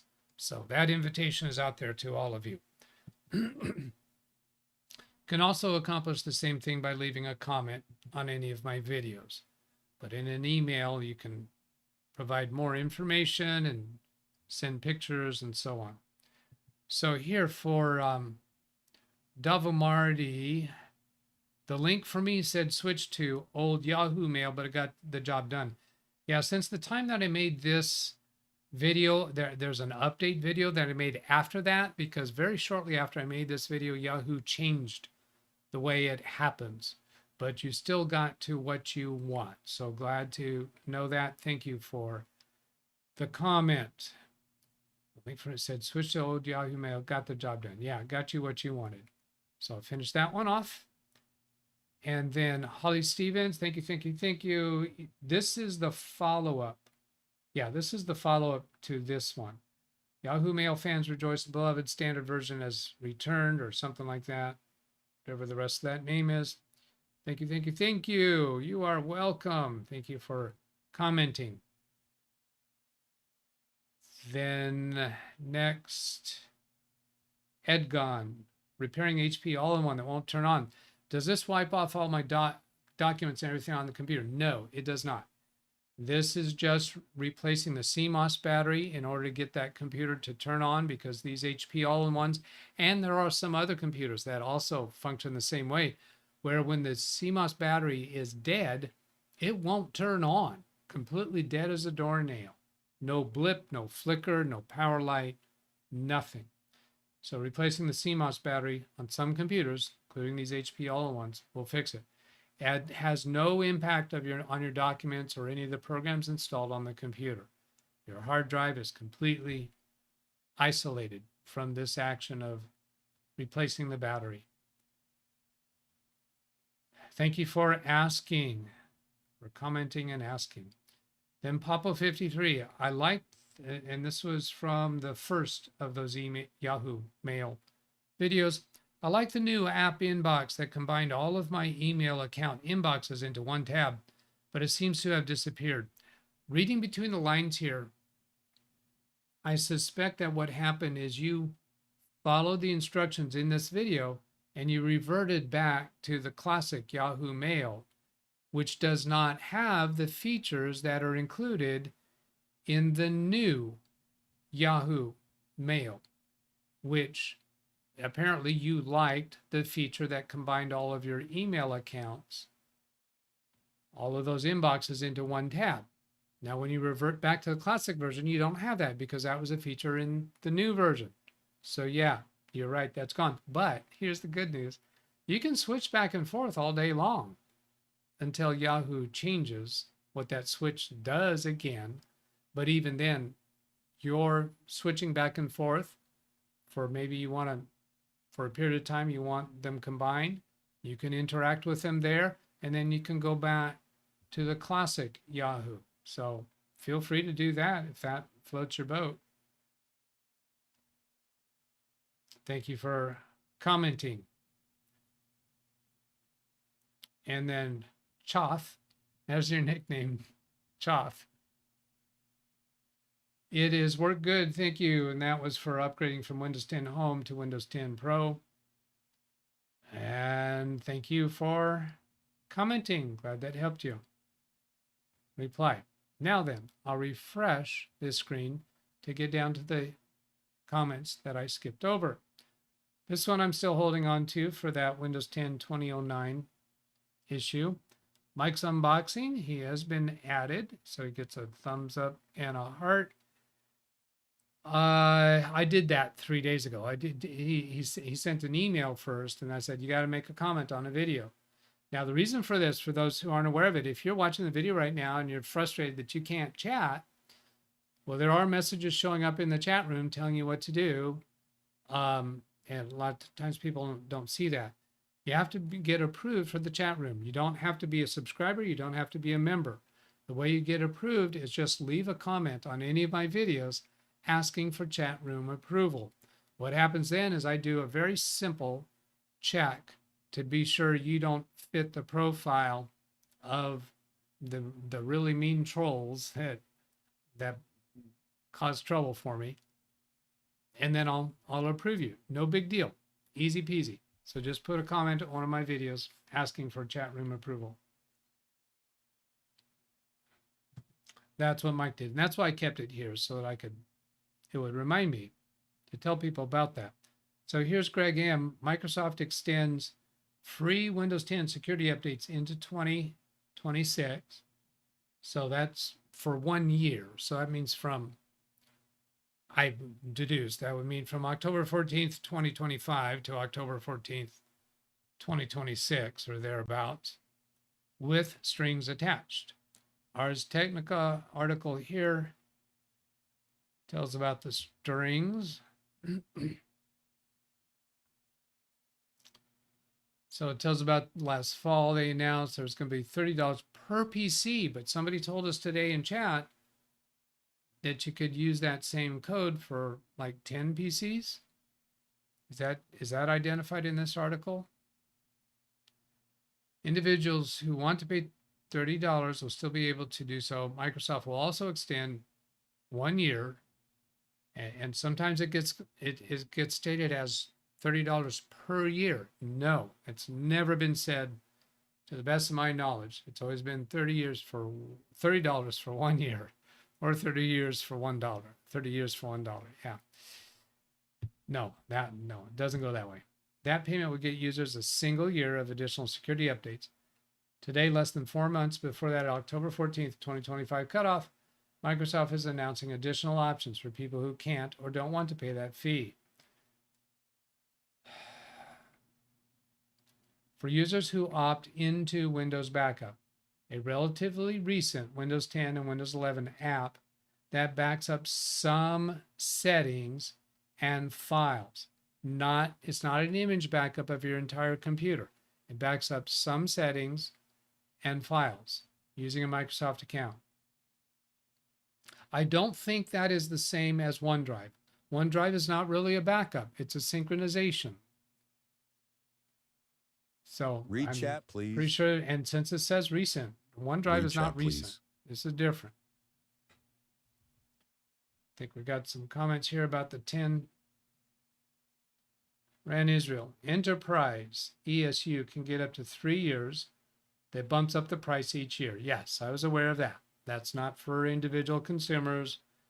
This is not a channel for enterprise IT support. So, yeah. I was aware of that, but thanks for pointing that out, because they do have up to 3 years. And the price keeps going up in big jumps, I believe. The 10 PC is mentioned in the fact at the bottom of this article, not the one that I've been looking at right now. I'll bring that up on screen, but where's the one that I was reading? Here. You can also opt into ESU updates. Okay, the extended support updates by spending 1,000 Microsoft reward points, which are handed out for everything from making purchases with your Microsoft account to doing Bing searches. That's right. I forgot all about that. Just doing Bing searches. They'll give you points. It's rigged, right?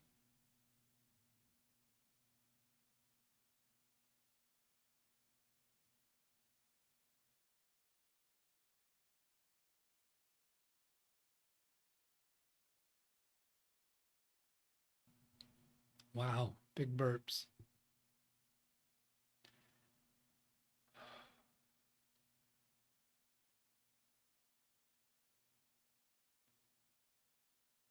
Yeah, so the other thing that seems like maybe a clever twist is this on some level for some percentage of people out there, is this a way for Microsoft to get their foot in the door by getting you to sign up for a Microsoft account? Just finding some way to, and then they get you used to that, and then they get you a little bit more into the Microsoft universe.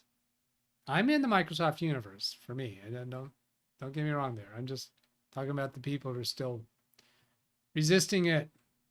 Phil Stodd says, absolutely. Yeah, marketing. Juju. Businesses, schools, other organizations get up to 3 years ESU updates. They have to pay for the privilege. The year of free-ish updates only applies to consumer PCs. Now, how do they define consumer PCs? I'm suspecting that the definition might be if you're using the enterprise version of Windows, but my small office clients who use Windows 10 Home or Windows 10 Pro, those look like consumer PCs, I would think. So they might be able to do the $30.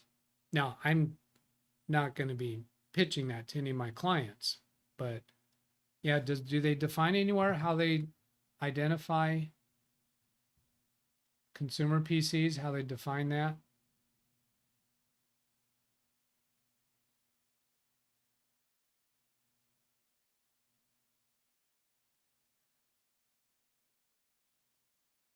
Microsoft has been pushing with slowly increasing intensity. Oh, okay. I guess the intensity has been slowly increasing. I think that's fair.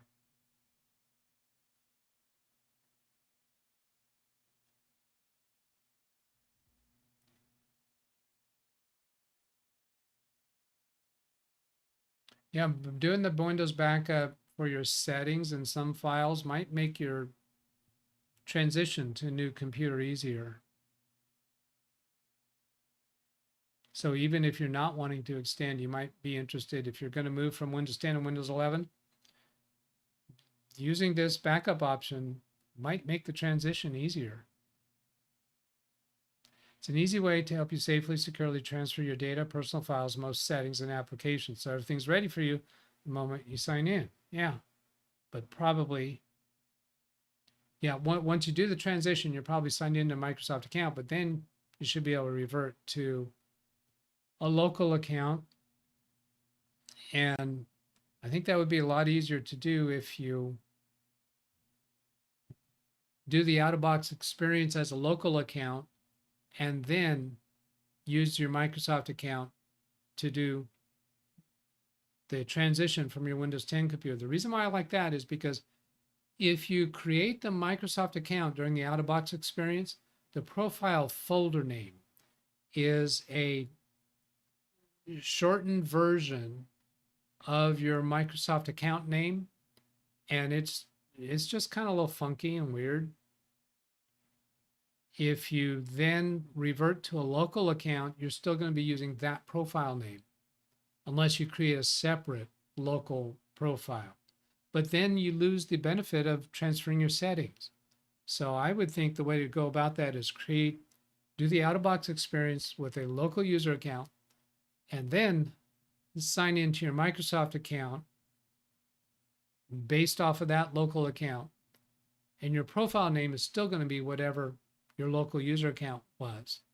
Then you'll be able to import your settings and files that are available through that backup capability. And then you could revert back to using the local account. I haven't tested it, haven't researched that, but seems plausible.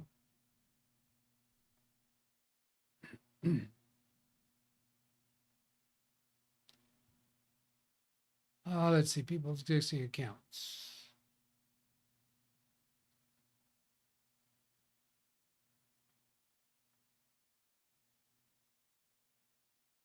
Once a Windows 10 PC is enrolled in ESU, that's the extended support updates, it remains enrolled. The Microsoft spokesperson, once enrolled, if you sign out of Microsoft account or if you stop using the Windows backup app, your PC will continue to receive the security updates afterwards. Now, there's still something about the 10. How much further do we got? Oh, not too bad.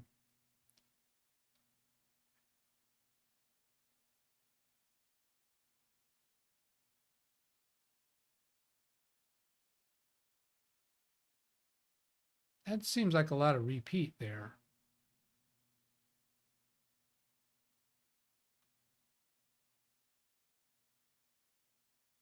What is this saying about Microsoft efforts do seem to be paying off?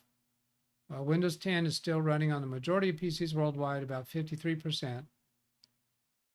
Windows 11 shares increased from 34% to 43%. Oh, that's as of May, from December to May. I'm not at all surprised that it's hasn't gone faster than that, because all the previous upgrades from one operating system to another did not require new computers, at least not to the extent that the jump from 10 to 11 does.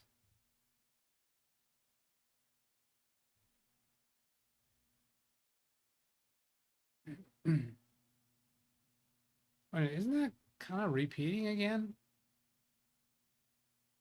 Windows 11 overtaking 10 in March 2025. Okay.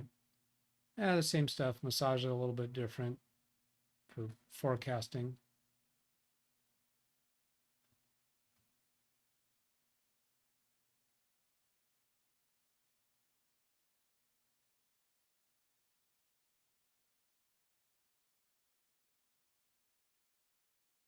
Okay, where was the piece about the 10 computers was that were in this other article.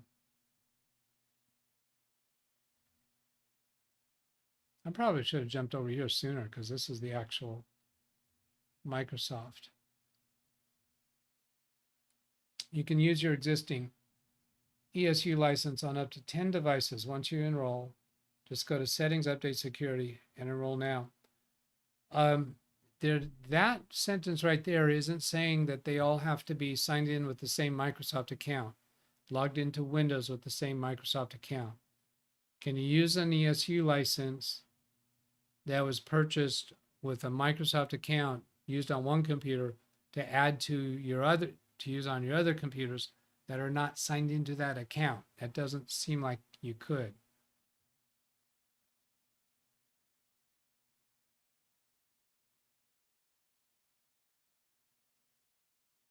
Yeah, so here you can do the out-of-box experience to a local account and then enroll now in the ESU. That's going to prompt you to sign into your Microsoft account.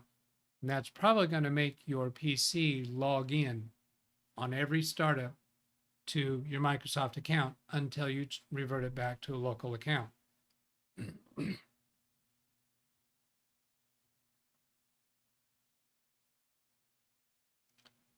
If you aren't backing up your Windows settings, you can choose if you want to begin backing up your settings, redeem rewards, or make a one-time purchase. So after you select Enroll Now, then you get the choice of, okay, how do you want to do this? Pay up, bud. How are you going to do it?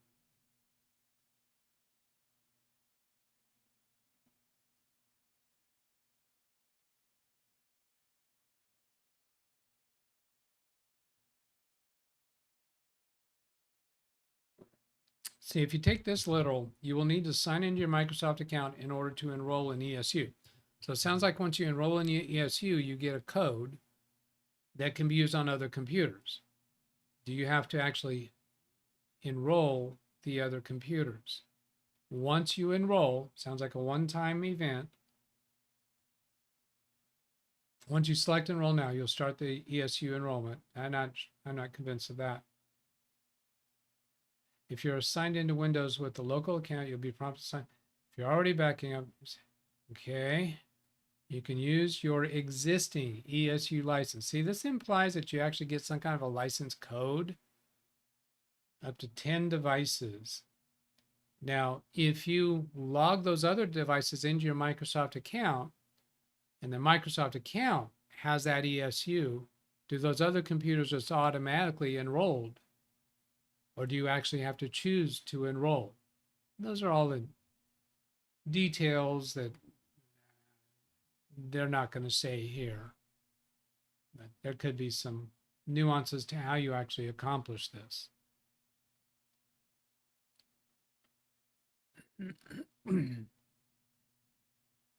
The ESU license is tied to your Microsoft account, so you may be prompted to sign in if you typically sign with a local account. So that makes me think it's not a license number that you're going to have to type in on the other computers. Just sign into Windows with your Microsoft account, and bam, the other Windows 10 computers should automatically be enrolled, I would think. Microsoft account can't be a child account.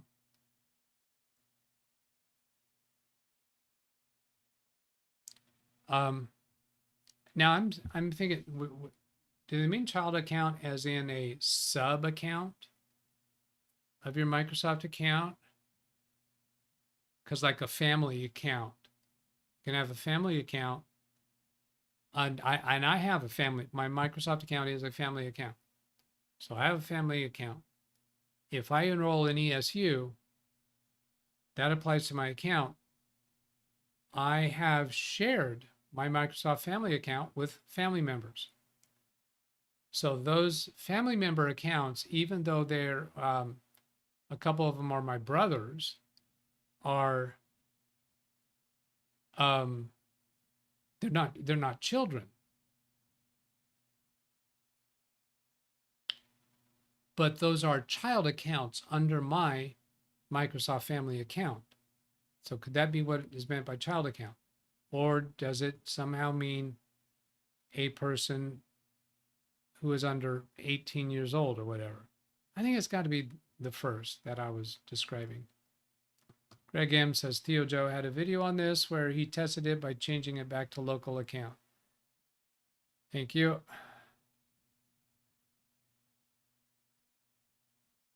All right, enough of that. I'm over time. In the fact, on the sports side, 10 devices. So we got that. Can I see your perplexity by going to that link?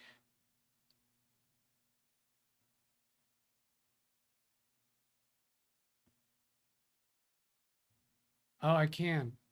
I cannot share my AI sessions with in Copilot or Gemini. So perplexity, it looks like you can share.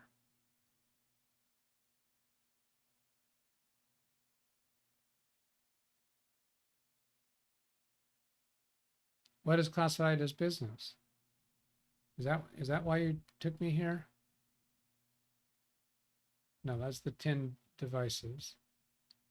Oh, here, regarding what is business use. Okay, so that is what you're dealing with there. Business. Word chat, please. Windows 10, any commercial, enterprise, educational institution, rather than personal or home. It doesn't really answer what's going to happen with my small businesses. They don't fit into either of those. Windows 10 for work operations. That last free chat is, this is a Perplexity Pro account. Is that what allows you to be able to share, Greg? Is a non-pro account not able to share? I see your instruction to scroll down. Oh, eligible editions, Windows 10 Pro. Read chat, please. I will scroll down. I see that. I will scroll down.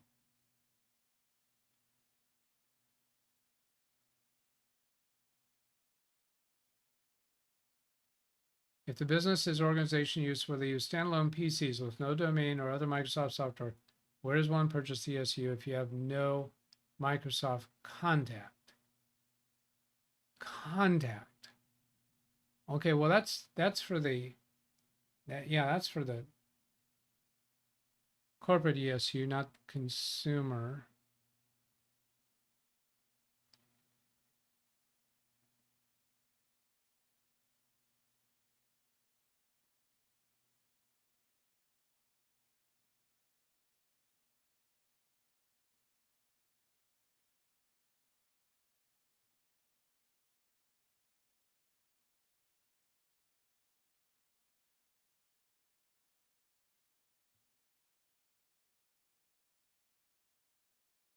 Okay, standalone PCs not joined to a domain and not managed by Microsoft Entra should use the consumer program.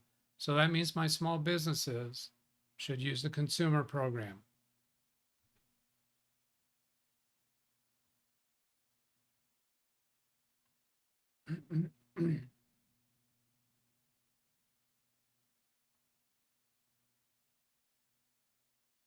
Now, I would suspect that we're not going to be able to do the 10 devices unless we really try to cheat the system, which I'm not inclined to do. But I don't think I'll be doing this with any of my clients. Assuming each user has their own email address and Microsoft account, those, I would think they could have 10 devices on their own account. Since it said you can't do child accounts, that would imply to me that if another computer is going to use that same ESU that you purchased for $30, that it's going to have to sign into Windows with that same email account, which then means those computers don't have to turn sync on, so they don't have to sync with each other. But those ought to be separate. I do have a couple of clients, though, where the staff in the office do not have their own email addresses. They have one email address that they share across all the users in the office. And they are active email users. It's a law office. I don't know how they do that. In that case, they would, and they do have some of those computers are signed in with the Microsoft account. I'm sure they did that by accident. But I think those computers could do that. There are some Read chat, please. loopholes. I'll get to that in those licenses. There's some loopholes in those licenses that are interesting, such as this office that I just mentioned. How do I get Microsoft Office 365 for them when they don't have their individual email addresses? And they don't have a custom domain name. So I can't do a Microsoft 365 business account. So what we have is a family account for their business office. And I just don't see a more appropriate, reasonable, workable method. So I'll get to this read chat.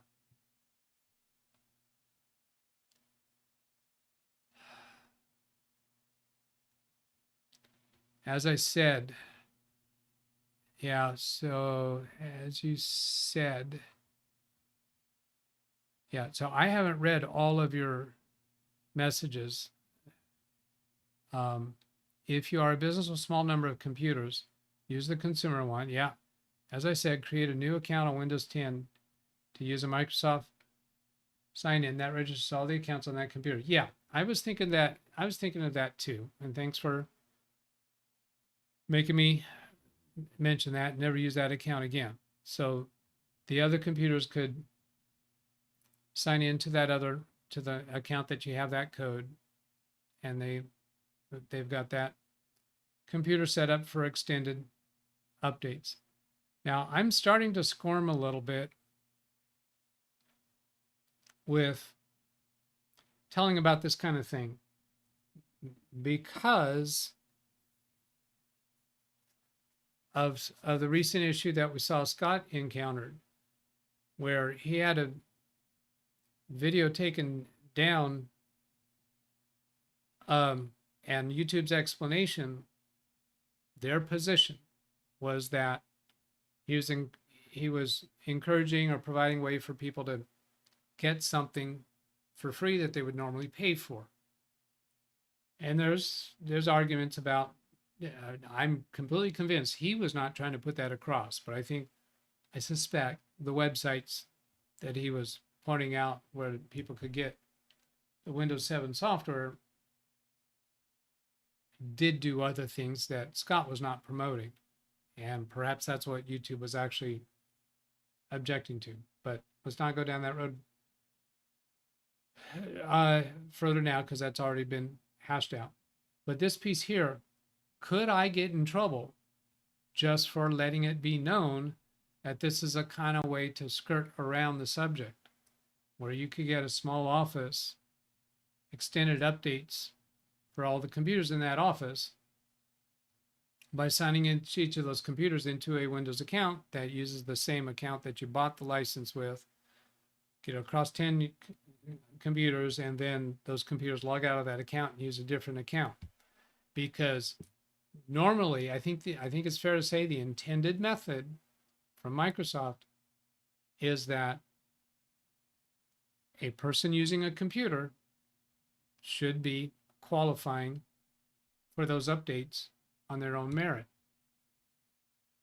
Now, whether or not that's Microsoft's position, is it possible that YouTube might interpret that way and take down a person's video? One of the things that I think is the occasion for what I think is true for YouTube is, like any rule enforcement, any law enforcement, they do not enforce their rules perfectly, meaning they don't catch every violation. So that's where sometimes somebody gets hit and they say, well, so-and-so does it, why don't they take them down? And that's like the cop pulls you over for speeding or for rolling through a stop sign. You say, well, those other people are doing it right there, why don't you get them? Well, I caught you.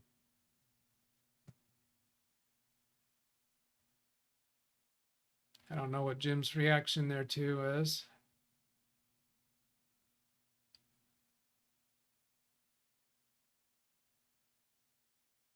Okay. Yeah, we reverse engineer what YouTube rules are. We know what the rules are. We just don't know how they get interpreted and actually applied. You can read their rules, but I mean, that's just like all the Constitution of the United States. It's continually challenged. What does this mean? What does that mean? It's continually interpreted. So you can read their rules. You know what the rules are, but what do you mean by that? Okay, I think that's good. We're done. I do not know when my next show is going to be. I think I feel pretty confident that I will be very regular with Saturdays. At the moment, I suspect during the week, they might be pop-up videos. They may or may not be at my usual time. And right now, I'm winging it. And that is working, by the way. Oh, I feel so much better today than I did last week. All right, here we go. Have a great weekend, everybody. I will catch you later. Goodbye.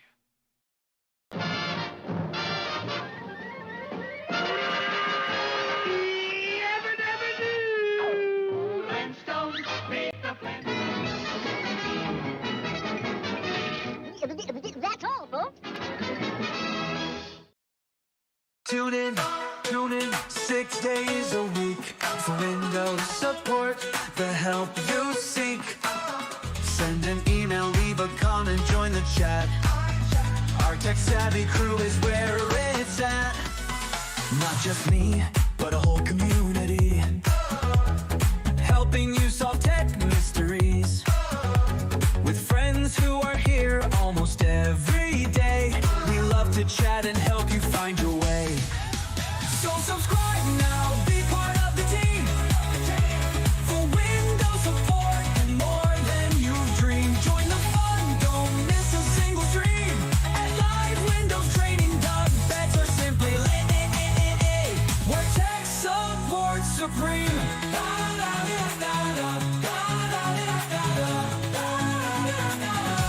Where tech support supreme.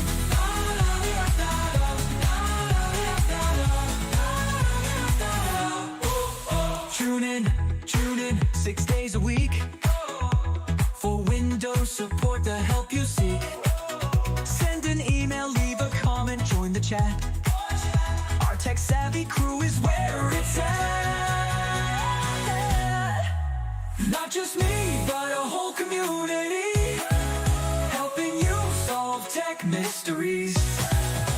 With friends who are here almost every day, we love to chat and subscribe now, be part of the team. For Windows support and more than you've dreamed. Join the fun, don't miss a single stream. And live Windows training DougBetts, or simply more deeply VB, learn tech support supreme. We're tech support supreme.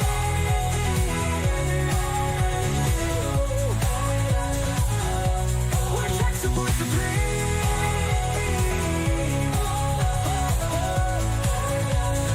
Tech support supreme.